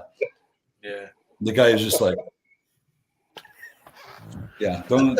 I warned him. It's not like I wanted to. It's like, dude, don't give it to me. Don't give it to me. So lasers, awesome. And that tour, that album, One of my favorite stories about Don't Fear the Reaper. We were really up close to the stage too, so it comes to the part where it's the breakdown right before the lead, where he's going do do do do do do do do do do, and right before he kicks into the, Buck dropped his pick. And this is back before anybody like taped picks on the mic stands or anything. There was no pick to be had. And so he's kind of like, crap, what do I do? And so he tried playing it without a pick, and it was pretty funny, actually. Yeah. But bless his heart. Bless his pea picking heart. Yeah, he tried. Yeah. So Bless there you him, go. he tried. It is a fortune. Number 6, Joseph. So in conclusion, lasers, awesome. Debbie Denise, not awesome. Yeah. But no, I completely echo your sentiments, Brad, with looking at people sometimes at concerts and like, why are you even here? Right. When a couple months ago, when I was at Kix's farewell show, I was out on the lawn and everyone was having an amazing time. And right next to me was some dude who, before the opening band even came out, was just doing shot after shot after shot and was passed out in his lawn chair for the entire show. Yeah, you are literally at Kix's farewell show and you are passed out. Yeah. Isn't that something you want to remember, dude? Like watch, and I don't get like why people get like so shit faced like that, dude. No. It's happened to me like once and twice, and I vowed never to do it again. You know, and I didn't, man. I I'll have a beer or two or whatever. I'll get nice or whatever, but damn, I want to sit there and watch the band and remember the show. You know what I mean? So especially with ticket prices these days, you're paying all that money for concert tickets, and what are you doing? Yeah, exactly. I mean, alcohol's expensive at those shows. Oh These yeah, people are dropping $200 or $300 easily. Oh yeah, and I just see people spilling their beers everywhere. I'm like, you just paid $18 for that beer. What are you doing with your life? Yeah. But anyway, my number 6. And then bring who it up drives these people home? Exactly. But my number 6, speaking of this fantastic live album, is the debut. If we did this, say 7 or 8 months ago before this album came out, this would have been a lot lower on my list. I think that this live album has really given me a new appreciation for the debut. I think this is definitely a Kiss debut album situation where I think that the songs are infinitely better live. I think that this is actually, to me, this is a much better debut album than Kiss's debut album. Kiss's debut album isn't even in my top 15 Kiss albums. Well, maybe top 15, not my top 10. But I do like the Kiss debut album better than the BLC one. Oh, okay. Yeah. I like this one a lot more than Kiss debut album. This still works as an album. I don't think Kiss's debut album worked as an album. I think that every song that they did on that album was infinitely better. That's another podcast, isn't it? Oh yes. Yeah. So I mean, like you guys did so many great songs on here. I mean, their first kind of big song, Cities on Flame, just so many other great songs. Then came The Last Days of May, Before the Kiss of Red Cap, Stairway to the Stars, Transmaniacon, just so many great songs on here. I mean, even a song like She's as Beautiful as a Foot works because it's Blue Oyster Cult. I mean, it's just it works. It's so much better live though, isn't it? It is. And again, I implore anyone, before Frontiers gets all of you, go out and buy this. It's insanely good. You get the full first album plus an entire second set of stuff from Symbol Remains, of some deep cuts, of like deep cuts. They do In Thee, they do Harvest Moon, they do Dancing in the Ruins. They do so many great deep cuts on this. And the more people buy this, the quicker they're going to release the second and third nights, because I want to see those. Please buy these. They're going to release them anyway, but they'll release them quicker if more people buy this. So please do yourself a favor and buy this, because I really, really, really want to see Tyranny and Mutations and Secret Treaties live. Please do it for Joseph. Do it for me. Do it for a poor sick child. I'll do it for you. I'll put a call into Buck for you. Thank you. You use those connections, Al. Use those connections. Well, I am really great friends with his daughter, so yeah, no, that was an amazing when you told that story before. That was great. Yeah. So, Danny, if you're watching, how are you? I love you. You're awesome. Yeah, go ahead. All right, Who's number next? 6. All right. Number 6, Mirrors. I fucking love this album. I know that people are split on this one, but here's the number one reason why this is high on my list. The Vigil is my favorite Blue Oyster Cult song. Great pick. It's amazing. Dr. Music, love that jam. Love it, love it, love it. I love ND. I love The Great Sun Jester. I love Moon Crazy. I know a lot of people don't like that one. I fucking love that song. I love the title track. I love I Am the Storm. And that's when the album ends for me after I Am the Storm. But, and I love the album cover too. You know, it's one of my favorite summertime albums to listen to. I don't know, it just fits with me. You don't like Lonely Teardrops? No way. Oh, it's a good song. That's an amazing closer. Man, I can understand not liking the Cars ripoff, but Lonely Teardrops, man. It's a great song. Well, you know, maybe I'll revisit it and give it another shot. Yeah. Moon Crazy rules. All right, Al, what's your number 6? Number 6 going with Cultosaurus Erectus.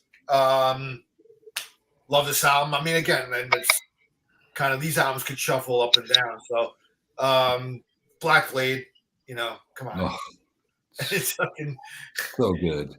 I mean, whenever, like, you know, I'd hear that live, man, I would fucking freak out, you know. Yep. I mean, you guys, some of you already touched on it anyway, so I'm not going to dwell on it. I want the show to go along, but that's going to be my number 6, man, Cultosaurus, and produced by the great Martin Birch. After the poppy, you know, Mirrors, you know, with what's his name? God damn it, Tom Werman. I always space on his name, and he was my producer when we did the producer show. Anyway, like Martin Birch gave them much more punch, you know. Yep. You know, because that's just his style. So, Cultosaurus Erectus, great comeback, great. They got heavier again, you know, after Mirrors. So, yeah. But that's my number 6. Yeah, my number 6 is going to be along with Travis, the Poppy Mirrors. Y'all call it Poppy. I call it an album by Blue Oyster Cult that put in their quirkiness into this album. I really enjoyed the stuff that they started to do going into the 80s and their 80s stuff, where their music was very unpredictable. I mean, there was twists and turns everywhere you went. They stayed rock, but they added different elements into it. So that's what I think about Mirrors, and I think it's fantastic. So that's my number 6. Cool. Great number one. 5, Brad. Sphincters. I'm sorry. Yeah, another one. When this first came out, and I of course ran to the store, bought it, dropped the needle on it, and the production was like so weak to me. You know, the songs didn't have the punch again that I wanted. But Godzilla I thought was kind of goofy, but I love that song. I love it so much now. Again, after seeing it live. Golden Age of Leather I thought was corny with the intro, but I love that song now. Death Valley Nights that's a fun song to play. Searching for Celine, that's an Alan Air song. And I think that's the first time. Is that the first time he sang on it? I think that's the first time he sang on it. Fireworks I thought was awful. Sorry, Al. Not Al here, but Al Bouchard. I thought Fireworks was awful. Are You Ready to Rock? I thought was just outstanding. I love playing that song too.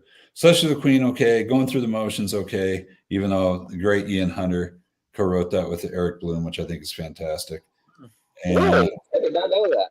That's awesome. yeah. Eric made a big deal about how he had a trouble not singing it with a British accent when they played it live. And it was so much better live too. I don't know if there's a live recording of it out there, but it was actually pretty good live. I Love the Night is a song. I don't know why they don't play that more, since Buck does more vocals now than he used to. That's an interesting thing too. When I first saw them, Eric was the singer. I mean, he basically, like first half of the concert, it was all him singing. And then in the middle, they do the songs, one song that each of the other guys sang, and then go back to Eric singing the rest of the concert. And that's obviously changed a lot now. Eric's voice went through a lot of problems. He has times sounding pretty good now, but I'm going to give this just Nosferatu. That is such a great song and great live. Luckily, they didn't play it very much live, and I got to see them play it live. So great album. There you go, Spectres. Number 5, Joe. All right. So much like everyone has been saying, I have not talked about it yet, but as everyone's kind of saying, Cultosaurus erectus was a step in the right direction after Mirrors. Spectres is a step in the right direction, in my opinion, after Agents of Fortune. Yeah. I think this is a stronger overall album. I think it's a more cohesive overall album. I think there's so many amazing, amazing songs on this album. Like Brad was just saying, I mean, any album that opens up with Godzilla, it's going to be a great album. Godzilla, Golden Age of Leather, and then you get into stuff like Death Valley Nights, Are You Ready to Rock? And personally, one of my all-time favorite Blue Oyster Cult songs, I Love the Night. What a just absolutely, it captures that vibe. And one of the things that, one of my favorite quotes that Ian Wadley had in the Rock and Metal Combat Podcast episode about Blue Oyster Cult, he said, Mirrors, as much as it's as great of an album it is, Mirrors is a daytime album. Mirrors is the light era album. Blue Oyster Cult is a nighttime band. That was a daytime album from a nighttime band, and nothing captures that vibe like I Love the Night. And then going into Nosferatu to end the album. I mean, just what a great, the order of tracks on this album I think works really well. There's a couple that I'm not as big on. Searching for Celine is okay. Celestial the Queen is pretty good. But, I mean, there's just so many really, really strong tracks on this album. And I really enjoy the production. I think it's a good production. I think it sounds better than some of their other albums to me. I think that there's definitely some albums that we'll get to here in a little bit that I think have better production. But I think that they did a good job with this one production-wise. I think it sounds good. Yeah.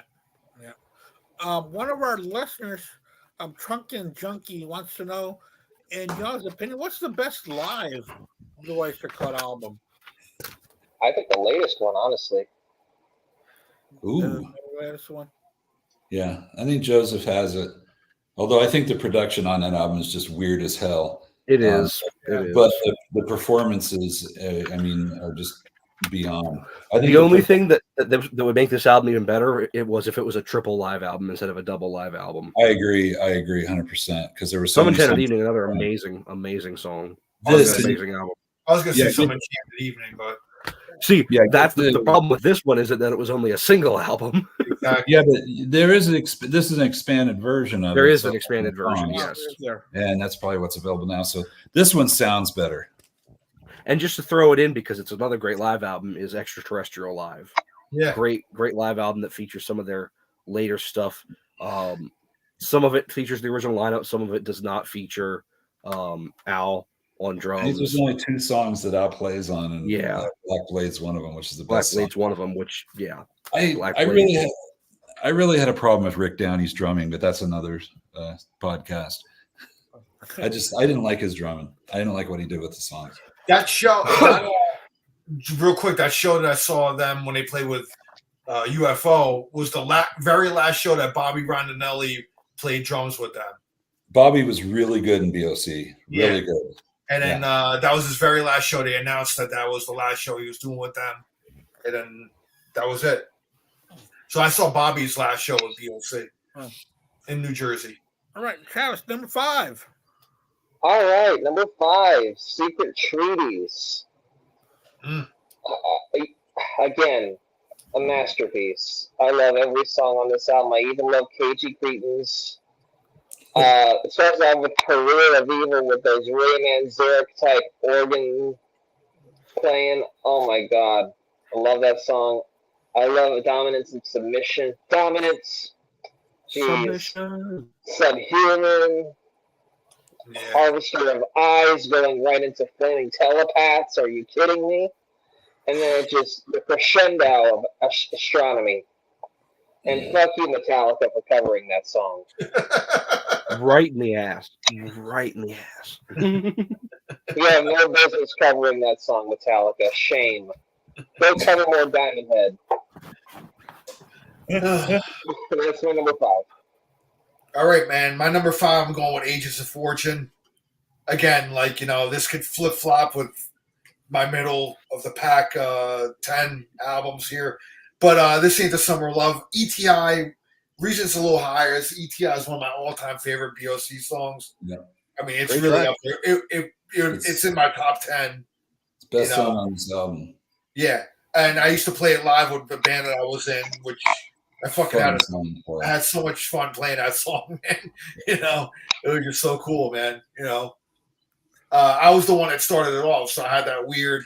I didn't have a talk box, so I would just use my wah-wah pedal to kind of mimic the beginning of the song, the guitar and stuff. So I didn't play the lead though. I just played the rhythm, and my co-bandmate was much more accomplished lead player than I was. So, but yeah, I had a ton of fun playing that song. ETI, one of my favorites. So, Ages of Fortune's my number 5.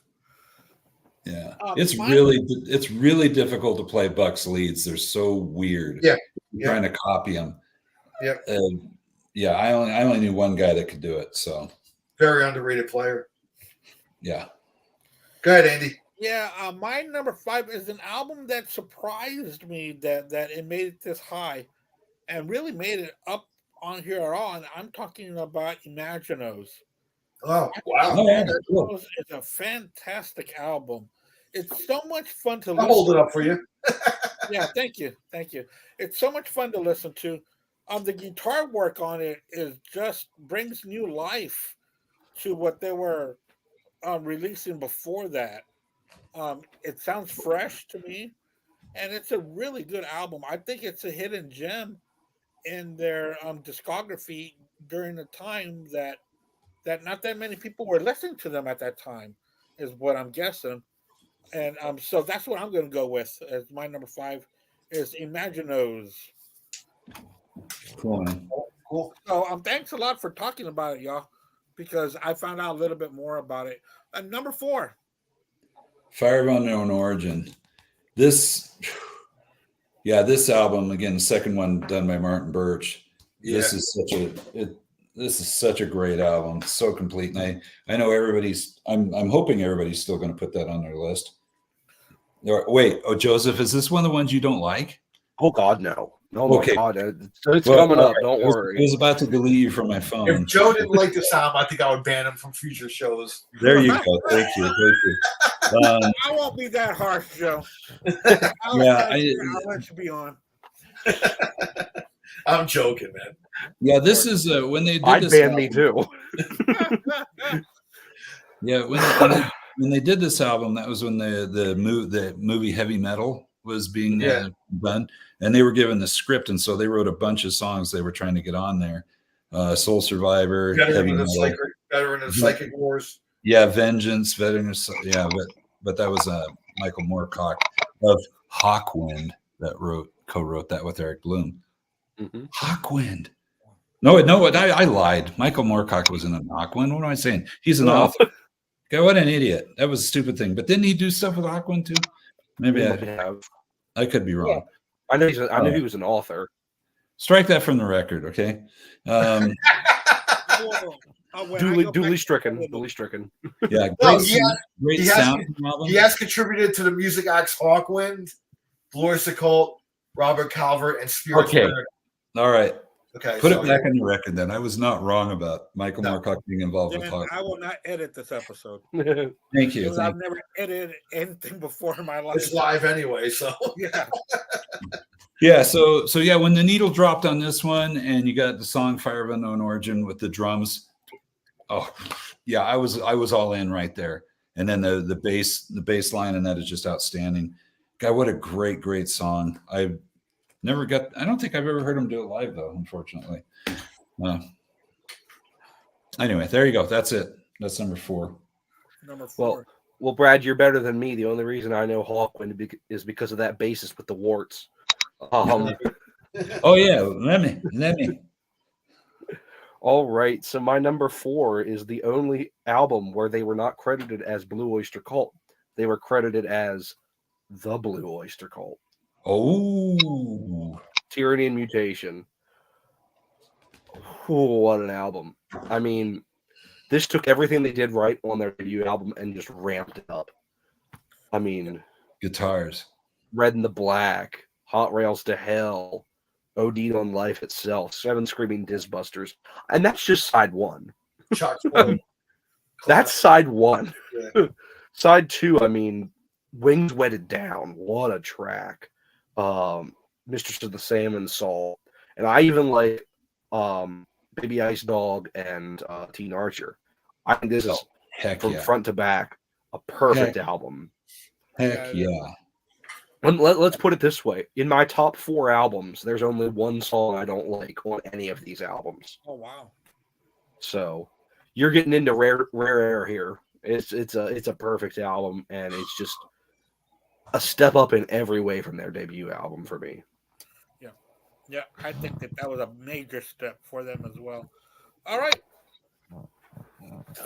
Travis, what's your number 4? Number 4 is the popular one, Agents of Fortune. Now let's get something out of the way.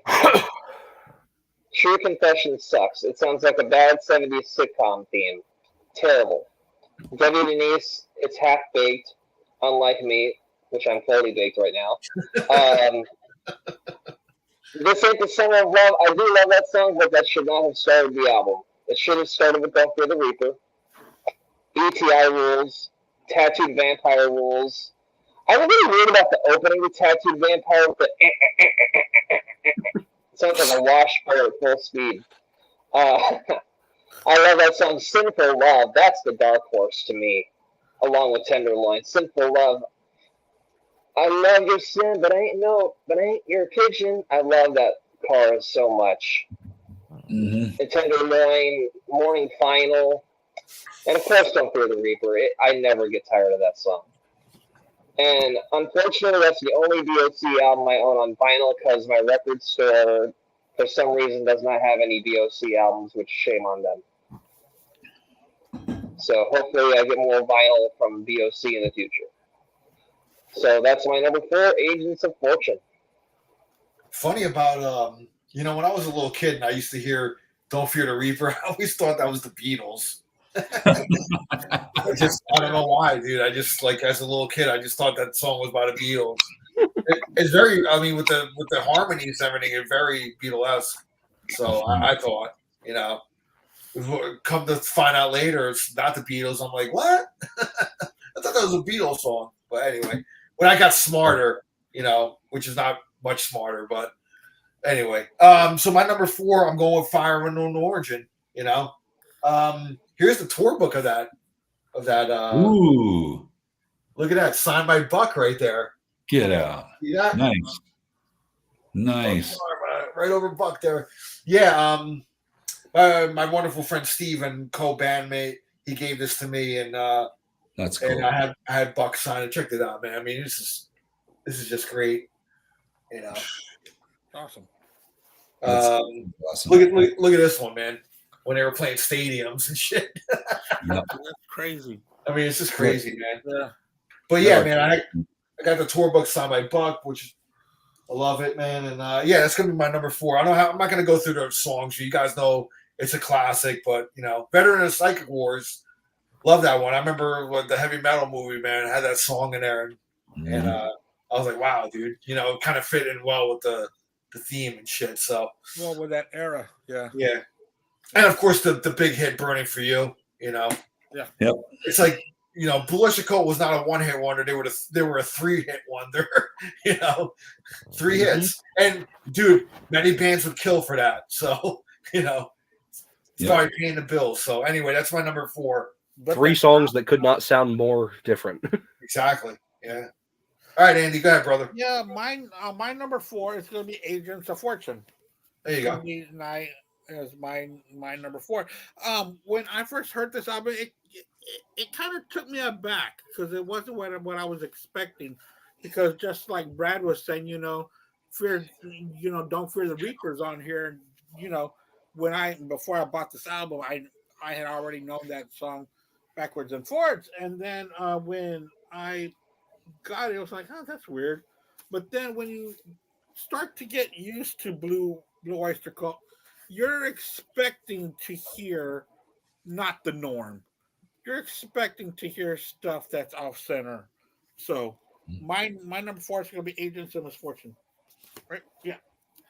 No, Great one. Agents of Fortune. Not Misfortune. Sorry about that. Somebody has this thing called Agents of Misfortune, though, and I can't think of the band right now.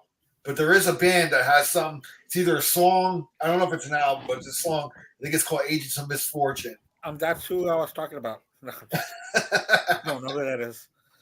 Anyway, all right, man. The other cool thing is, like, none of these albums, the album title are songs on the album, except for Mirrors. I guess Mirrors. Yeah, the rest of them are. Anyway, that was the 70s. Oh, Fire of Unknown Origin has a title track. I know what. Yeah. That got into almost 80s. So I know who Agents of Misfortune is. It was the name of one of Cliff Burton's early bands. When he had a band, and you could see they're playing in a high school auditorium. Yeah. It's 3 of them. It's him and the drummer that's in Faith. No. It was the guitar player in Faith No More, Jim Martin. Him and Jim Martin and some drummer or whatever. It was a 3-piece. And that was the name of the band, Agents of Misfortune. So, and I think he named it that because he was a big fan of BOC anyway. So, yeah. So anyway, back on track. Pretty cool. It was a Cliff Burton thing. Cool. All right. So, look at that. It even looks like the album in here. Mm-hmm. Yeah. Columbia. Yeah. So this is number 3 for me. Yeah. Sometimes I feel like just because of the whole first album weirdness, production and everything, like, maybe that's not such a great album, but holy crap, it is such a great album. It is. Yeah, there's hardly anything on here that's not fun to play. It wins for me just for Stairway to the Stars. I love playing that song. I shouldn't be drinking while I do this. Is Mark still out there? No, I don't think he is. Hey, but also I wanted to say, we're talking a lot about the production on these albums. These albums that y'all got on CD that like Brad has and Joseph, are these remastered in any way? Yeah, this is. Mm-hmm, yeah, they were originally remastered in like 01 or something like that. Yeah. And that's what all these. Does it help? Yeah, a little bit. Okay. I mean, there's certain things that you can't fix. Right. Yeah. Just the sound of an album, or that they didn't want to change too much, because then you get into remix territory, and people people hate that word. Oh yeah, of course, yeah. So I kind of feel like the charm of the band was the fact that their album sounded not like anything else. Like, what the hell are these guys doing? I don't know that Sandy Pearlman really knew anything about studio stuff. No, Sandy Pearlman was a poet. Yeah. He was so responsible for this band. But as far as he was the guru. Murray Krugman was involved in this, and he'd done things like Johnny Winter and some other Columbia stuff. Mm-hmm. But anyway, number 3, and this stuff live kills. Yeah, Cities on Flame with Al playing and singing. That's the way it should be. It still kind of bothers me when Eric sings it. Al did come out and play that when I saw them last in when the Dictators opened up. Obviously he was there. So during the Steve set, he came out and and did It's that. on this too. Fucking awesome. Yeah, there you go. He plays on almost this entire thing. Yeah. Wow. Yeah, but only drums on that. But yeah, when he had his moment midway through the show where he did Cities on Flame, it was unbelievable. It felt weird with this, watching him not drum and watching him play guitar for most of the show. It was kind of weird. Yeah, but it's cool that they included him. Mm-hmm. Very, very cool. All right, what's your number 3, Joseph? So my number 3, of course, it's in my top 3. Fire of Unknown Origin. I could not include Fire of Unknown Origin. Although a funny little thing, my all-time favorite Blue Oyster Cult song is on an album that's not in my top 10. Huh. Wow. Do we get to find out now what it is, or do we have to wait till the end? I hate this album, but Take Me Away is my all-time favorite Blue Oyster Cult song. It is a great song. I'm with you on that. It is my all-time favorite Blue Oyster Cult song. The rest of this album is hot garbage. Yeah, I agree. There's a couple good tracks, but again, the production, literally you put drums on it. Yep. But back in the day, the Blue Oyster Cult. That's not Travis's number 1.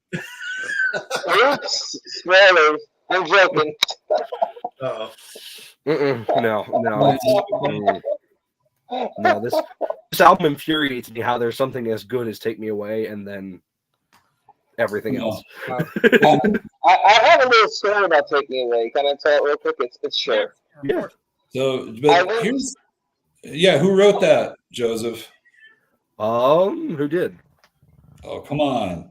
You should know this. I can't remember. Okay. Aldo Nova. That's it. Wow. That's it. Yep. Aldo Nova, man. These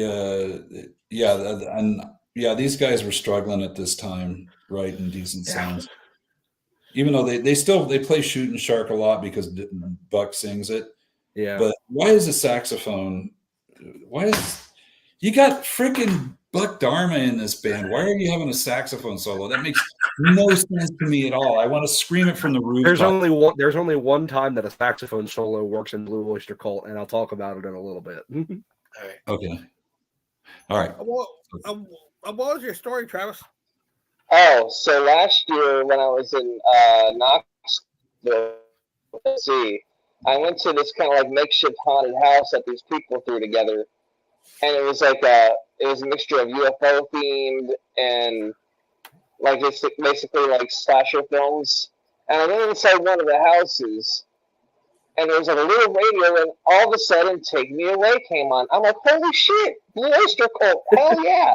And then the friends that I was with, they're like, "Huh? Who's they? Who are they?" I'm like, I think I need to reevaluate my friendship with these people now. Cool. But anyway. Yeah. But so my number 3. So anyway, my number 3 is Fire of Unknown Origin. Again, like the last one, perfect album from front to back. The title track, Better Than Psychic Wars. I will never get tired of Burning for You. I will never get burned out on that song. It is an amazing track.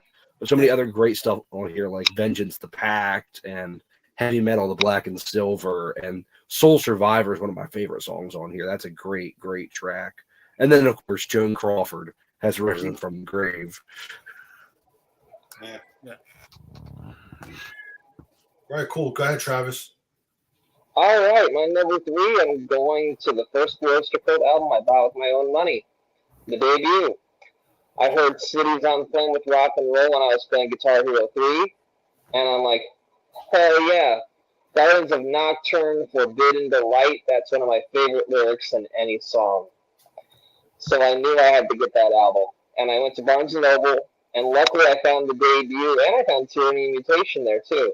So I bought both of them with my lawn cutting money, and took that home, put on the debut, Transmit Icon MC came on, and I was blown away, became a fan instantly. And of course, you got Then Came the Last Days of May. Man, one of my favorite ballads of all time. I love Screams, and I love how it segues into She Was Beautiful as a Foot. Shout out to my main man Samuel Wetz, who I hope is watching this. He loves that song too. Great psychedelic rock at its best. And of course, Cities on Flames rock and roll. One of the most important rock songs to me, even though it sounds a little bit like the Wizard from Black Sabbath. That's what Love that's that what they're song. going for. Worship. They were, Yeah, they were mandated that they needed to come up with something that sounded like Black Sabbath. So Al Bouchard came up with that riff. it's a killer workshop of the telescopes, and I love Redeemed. Has a bit of a southern rock kind of thing, you know. It's kind of a. I would have liked to see Workshop of the Telescopes and the album, but you know what? You can't always get what you want. But it's just a great debut album. One of my favorite psychedelic stoner rock albums of all time. Love it. All right, man. Well, my number 3, if you've been keeping, if you've been playing along, my only 3 albums left in my thing are the black and white albums. So, so my number 3, I'm going with the debut as well. I'm going with the debut at number 3. I mean, it's just classic. I mean, a lot of chock full of great songs. Again, you know, Joe points out the live versions, man, really killer. But I do love, man. I love the sound of the debut too, man. You know, so yeah, when I want to just fucking jam out, dude, I saw them play. Then came the Last Days of May, like, you know, a couple times. Great song. Same. Like every time. Yeah. So yeah, that's a pretty much a mainstay in her set, right? Mhm. Yeah. When I saw them, the debut was what they played the most off of. They played Cities on Flame. They did Then Came the Last Days of May, and they did Before the Kiss. Yeah. No. Yeah, Cities on Flame, man. Yeah. Seeing that with Albert, man, was really cool. So, yeah. So that's going to be my number 3. I'm not going to dwell on it much longer. Go ahead, man. Andy. Yeah, my number 3, y'all touched on it. It's going to be I'm sorry, there's something. Hey, Al, is your cat crying? Hey, It was man, before. It was before, not anymore. Okay, because I think it's yours or it's mine, but I don't know where mine is. Yeah. I'm like, where is he? Mine is now, yeah. Okay. He just came back in here, yeah. Okay. Because that's where I just went. I went to go look for my cat because I thought it was my cat. It's mine. My number 3 is gonna be Fire of Unknown Origin. I think it's fantastic. Yeah. Of course, the ever classic Burning for You. But man, Joan Crawford is just so creepy. Such a creepy track. It's kind of campy, and it suits the band perfectly. Yeah, so that's my that's my number 3. It's going to be Fire of Unknown Origin. I'll go ahead and just keep going because we've already all talked about that. I think everybody has. Number 2, Brad. This was the first album I bought with my own money of Oyster Cults. I love the artwork on here, the pencil drawing, the before and after shots. Yeah. So I was so into this. The ME262 jet on there. How cool is that? But again, these songs on record, not nearly as good as live. When I saw them live, it was like, holy crap. Yeah, Career of Evil. The live version of Subhuman, unbelievable. Dominance Mission, ME2, yeah. There's not a bad song on here. Okay. Not a bad song on here. You see, but that's what I'm saying. They're so much better on their live recordings. Yep. You're right. They're a better live band. Because when that's okay. Because when they're I'd rather be a better live band than a better studio band. Yeah, exactly. Because like something's missing, you know, something's just not hitting on all cylinders, and I don't understand why. It just seems like they're a band that was never captured correctly in the studio. Yeah. You know? So, damn. Just want to, you know, like a lot of the early Cheap Trick albums too, but you know, I do love the production of like the first album.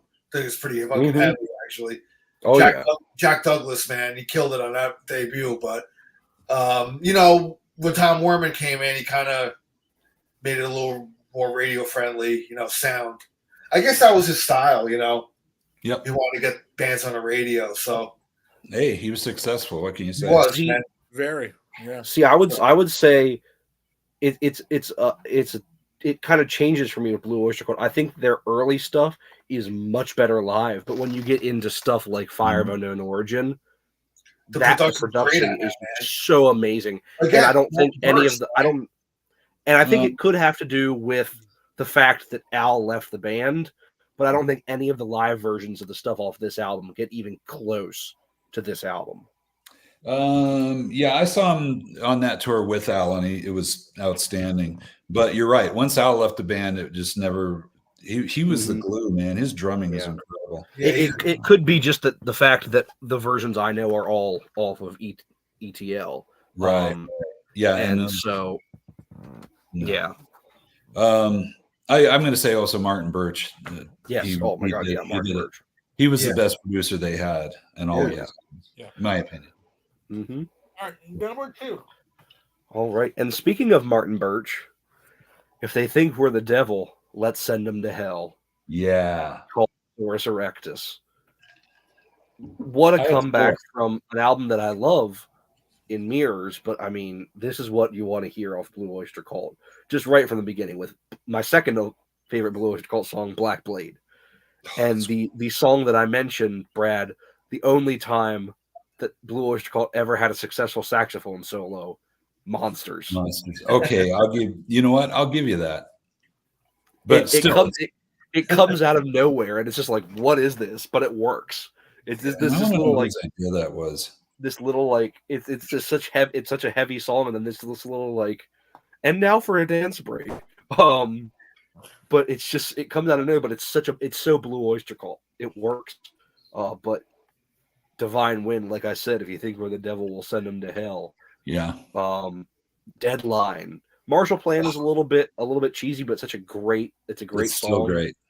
Of my top 4, the only song on any of those albums that I truly despise is Hungry Boys. God, that's a bad song. Oh, Hungry Boys, no. But the rest of the album, I mean, the way this album ends, Fallen Angel, Lips in the Hills, Unknown Tongue. What a great way to close that album out. I mean, yep. Only Blue Oyster Cult could write a song about putting your face in a woman's boobs and make it sound cool. I know it sounds pretty cool to me. Lips in the Hills. What are you gonna do? I'm not arguing with that. Nope. But then closing it out with Unknown Tongue. I mean, just such a cool, like eerie song. Speak to me in many voices, make them sound like one. Oh, such a cool way to end the album. Love this album, even though there's a song I don't like. It's still my number 2. That just shows you how great the rest of the songs on this album are. Yeah. You get that right. All right, Travis. Which way is number 2? All right, number 2 is my favorite BOC album from the 70s. I'm talking about Spectres. All right. Yeah. It kicks off with one of the greatest guitar riffs ever recorded, Godzilla, which our friend Ian Wadley, that's where he got the Wadzilla from. Love that tune. Love it, man. The Golden Age of Metal, Death Valley Nights, Fireworks, Searching for Celine. I Love the Night. If it's not my favorite ballad of all time, it's my number 2. It's a beautiful song. That song, when I'm like taking a walk by the Intercoastal at night, I love to play I Love the Night. It just fits the mood, and Nosferatu. What a way to end the album. What a way to end the album. That song just puts like a movie in your head. The lyrics just write the scripts. It's an amazing song. I love it. And it's a perfect album. So Spectres is my number 2. And while you guys go over this, I'm actually going to be gone for a couple minutes. I got to go take care of something, but I'll be right back. All right. Cool. Got it, brother. All right, Al. Number 2, man. Second album in the Black and White. Hearing Mutation. It's my number 2, man. Red and the Black, OD on Life Itself, Hot Rails to Hell. I mean, it's just chock full of fucking classics, man. You know, and I really like the production on this one too. You know, it's a definite step up from the debut, you know, in sound quality and everything. So, Tyranny Mutation, man. You know, which, you know, revisiting the album, I was like, dude, it's like there's not a clunker on here, man. You know, so that's my number 2, man. Go ahead, Andy. Yeah, my number 2 is going to be Cotosaurus Erectus. There you go. This is a great album. I absolutely love Monsters. I love the break in it. I think it's so weird. It's so Blue Oyster Culty. That's a good way. That's a good way to put it. And Martin Birch is just great in his production work. You know, we all love Martin with everything he's done with Maiden and Deep Purple, and then he puts his magic into Blue Oyster Cult. I mean, what more do you want? And Sabbath. Yeah. I mean, he touched on all these great stuff. So that's going to be my number 2. And I want to thank Brad because he had talked about this like a couple of years ago, and I found it, and I found a very good copy of it. So I wanted to thank him for mentioning it, and hey, you're welcome. I was able to find it. And I was so excited. So thanks a lot, Brad, because this is a really good album by them, and yeah, I listened to quite a bit. I wish now that I'd kept all my vinyl, but you know, it got to be a problem moving it around. Every time we moved, it was just like there's so damn heavy. It's so hard to move. Yeah, it's so hard. But if I still had it, I would freely share it with you, give it to you guys because you appreciate it. Number 1, the Red and the Black, and I'm going to say number 1 because this is a guitar album. I mean, the guitars are up front, they're heavy, but even more so, I love the drumming on this album. Al was he's on fire on this thing. He's like shot out of a cannon, and his hi-hat work in here is just. It's just incredible. So I just love it. And Al's right. Every song on here kicks ass, and it sounds great. And this is number 1. Awesome. Great artwork too by Golic. Mm-hmm. I love this weird stuff. Yeah. No, but I remember when right before I moved to this house, I was in an apartment, and Molly's co-worker had hired some movers for us, which was very nice. But I had stacked all my albums in boxes, and I guess just the regular sized boxes. And when they walked into a room, they got these boxes. I mean, they were full. He's like, "What the hell?" You know, y'all are movers. You know, move them. You know, and they were stacking those boxes. Please be careful. Please be careful. Please be careful. Oh God, man, the move down here nearly killed me, man. Oh, man. I am terrified. I mean, look behind me. Yeah. I am petrified when I have to move. Joe, my advice to you, if you're gonna move, do it while you're young, bro. Yeah. Oh, I know. My first move is gonna be my last. That's gonna be that. Well, I'm not this was the funny thing is like when we were originally going to move from New Jersey, my wife was like, "Well, you want to move?" Because her biological father lives in Pennsylvania, so she was like, "Well, we can move to Pennsylvania. You can work for another 10 years or whatever. Then we can move down." I'm like, "No, fuck that. If I'm doing the move, I'm doing the one move where I'll work down here and then I retire down here and I'm done, man. I don't have to go anywhere the fuck else." You know, and I'm telling you, man, this move nearly killed me. You should have moved to PA. We could have seen some shows together. I know, dude. I know. If I did, man, I definitely would have. You know, but see, I'm glad for at least if I move, I already have most of my CDs in these carrier things. So. Yeah, my wife has those too, man. So we had a lot of them. I have like 15 of those things. Anyway, let's go, man. What are we up to? It is my number 1, and I'm glad to know that I'm going to be sharing this number 1 with one other person on this list, and that is the first Blue Oyster Cult album I ever heard, and that is Secret Treaties. Wow. What an album. I mean, just from start to finish, perfect album for me. Yeah. From Career Evil all the way through to Astronomy. Flaming Telepaths is one of my all-time favorite Blue Oyster Cult songs. Harvester of Eyes, Subhuman, even Cagey Cretins. I love that song. I mean, just Dominance and Submission, ME262. Everything on this album is just so freaking great. And this is the one that I cannot wait to hear The live version. Yep. I am so ready. I am so ready because I've heard them do so many songs. I'm excited for Tyranny and Mutation, but I've heard them do a lot of songs off that before. I really, really, really want to hear this. Yeah. I really want to hear this. Cool. Awesome, Yeah. man. All right, Travis, what's your number one, man? Revolution by Night. I'm kidding. It's not a revolution. Ooh, yes. It's Fire of Unknown Origin. Well played, Travis. Fire of I mean, what? I mean, I love Spectres, but it's no Fire of Unknown Origin. It's no Club Ninja. That's It's for sure. not. You're right. It's not Club Ninja. It kicks off with the title track, which is just amazing. To me, when Ian said that Blue Oyster Cult is a nighttime band, to me this is a nighttime album. Like if you're going for a ride, if it's like a drive at night down the desert road, you got to play this album, man. Then it comes into Burning for You, which is one of the. No, go ahead. I'm sorry, Travis. No, go ahead. Keep going. Oh no, that's okay. It's one of the greatest FM rock songs of all time. One of the greatest classic rock songs ever.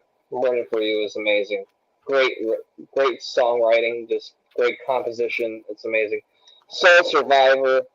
That's the song I thought I warmed up to when I first heard it. I thought it was all right, but then it grew on me like a fungus. It was amazing.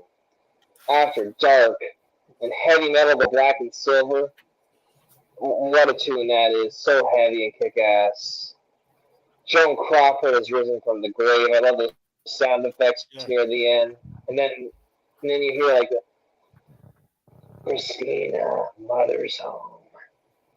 I love that part. It's so creepy. And it ends with Don't Turn Your Back, which I don't hear anybody talk about that song that much. That song is so great, and I can't think of any other way for that album to end. It's kind of like the end of a great movie with Don't Turn Your Back, just closing it out. It's a masterpiece, and it's one of my favorite albums of all time. So I love Fire of Unknown Origin. My number one. Cool. All right, man. I share this number one with Joe there. Secret Treaties, man.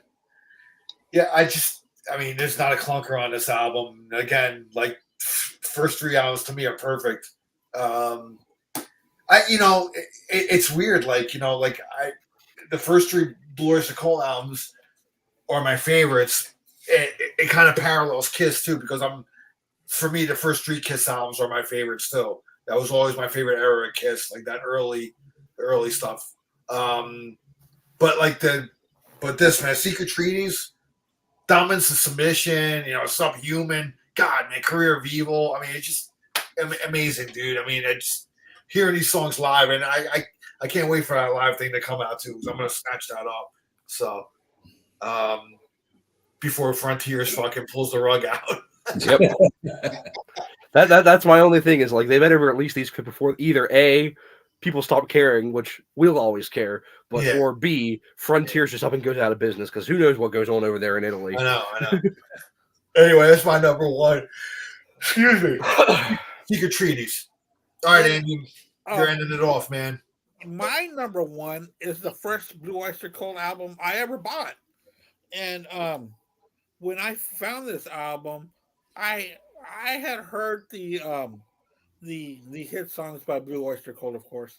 So I was familiar with them. I said, you know what, let me pick up this album, and it's still my favorite one. Oh, great album, man. Yeah. This just rocks from right. beginning to end.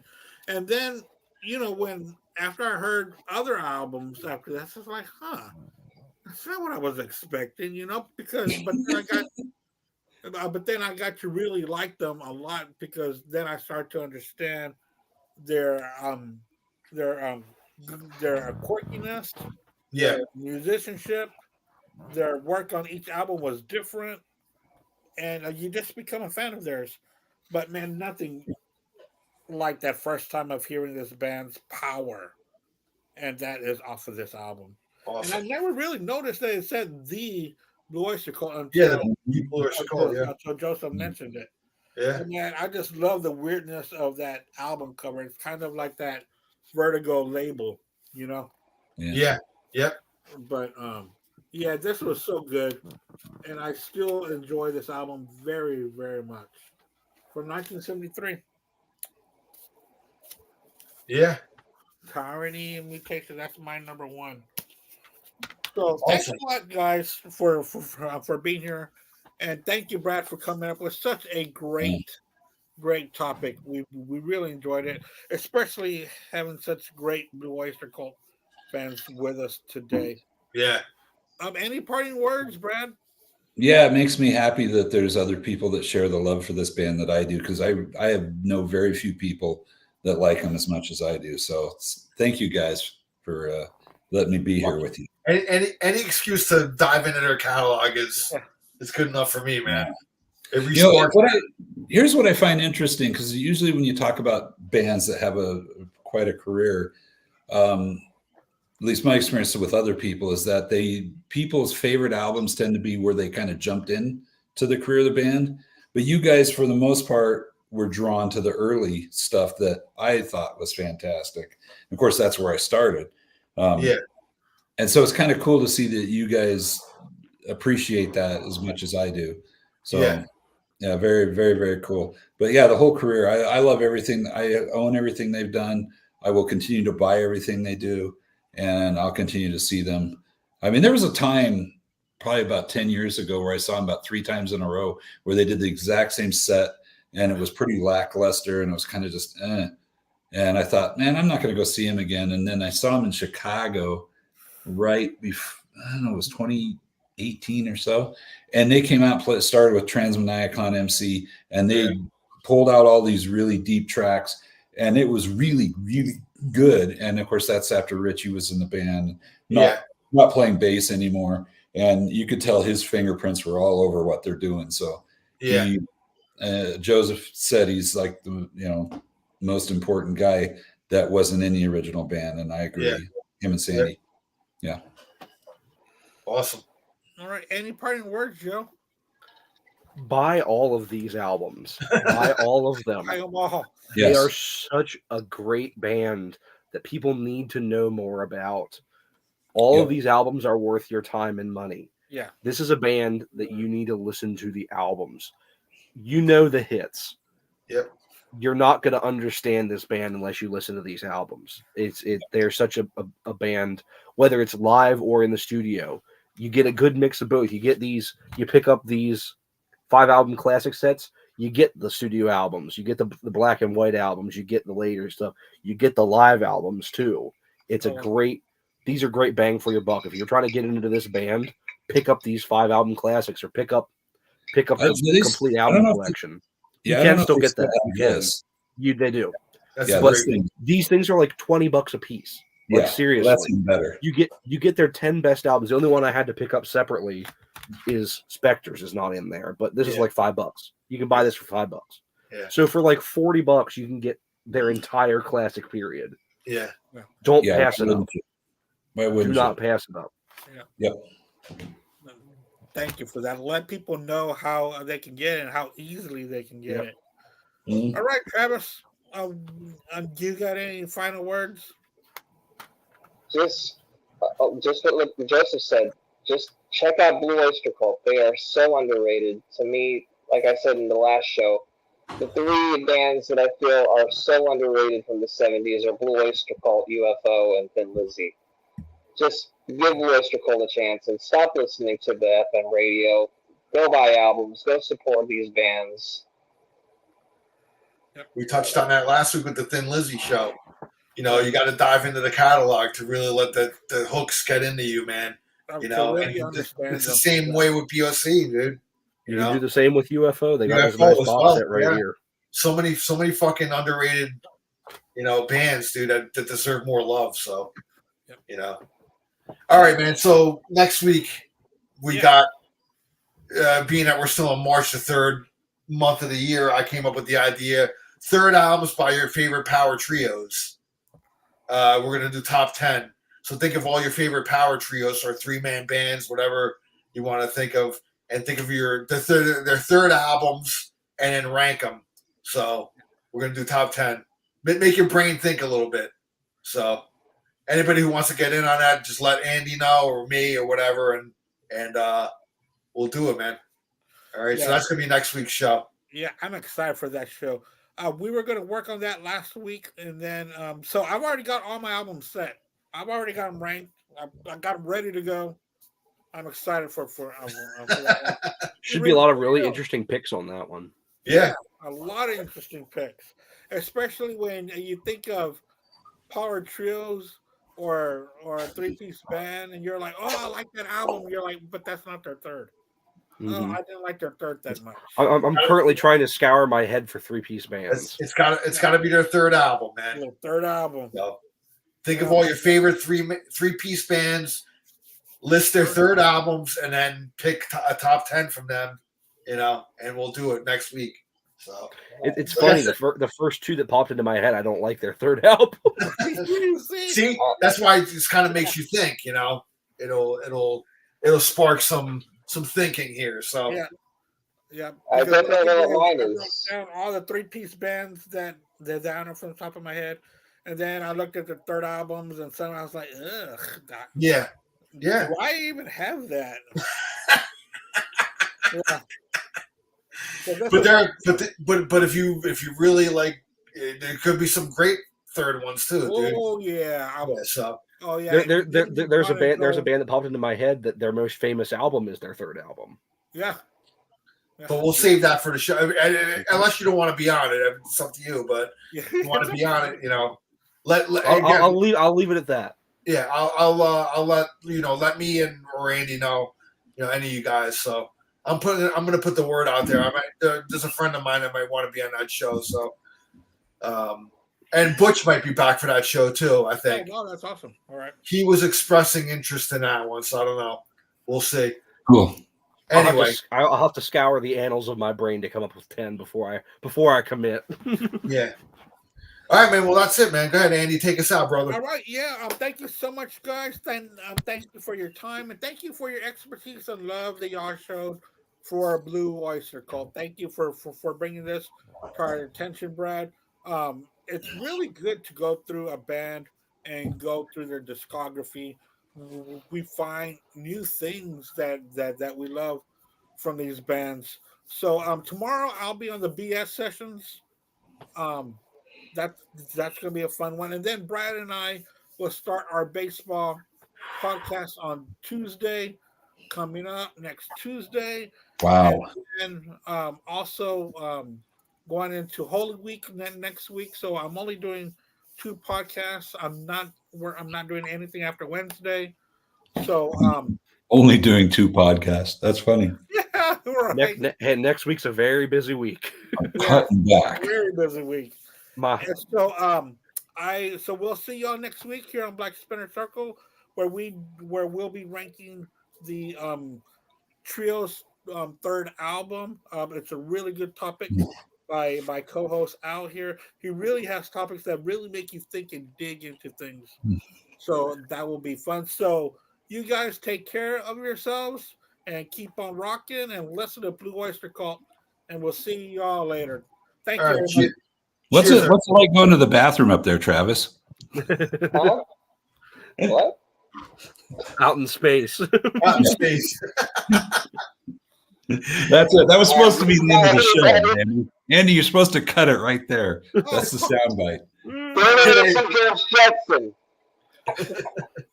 Have a good night, guys. Go ahead and start to edit. Thank you, guys. Cheers. Later. Yeah. Later.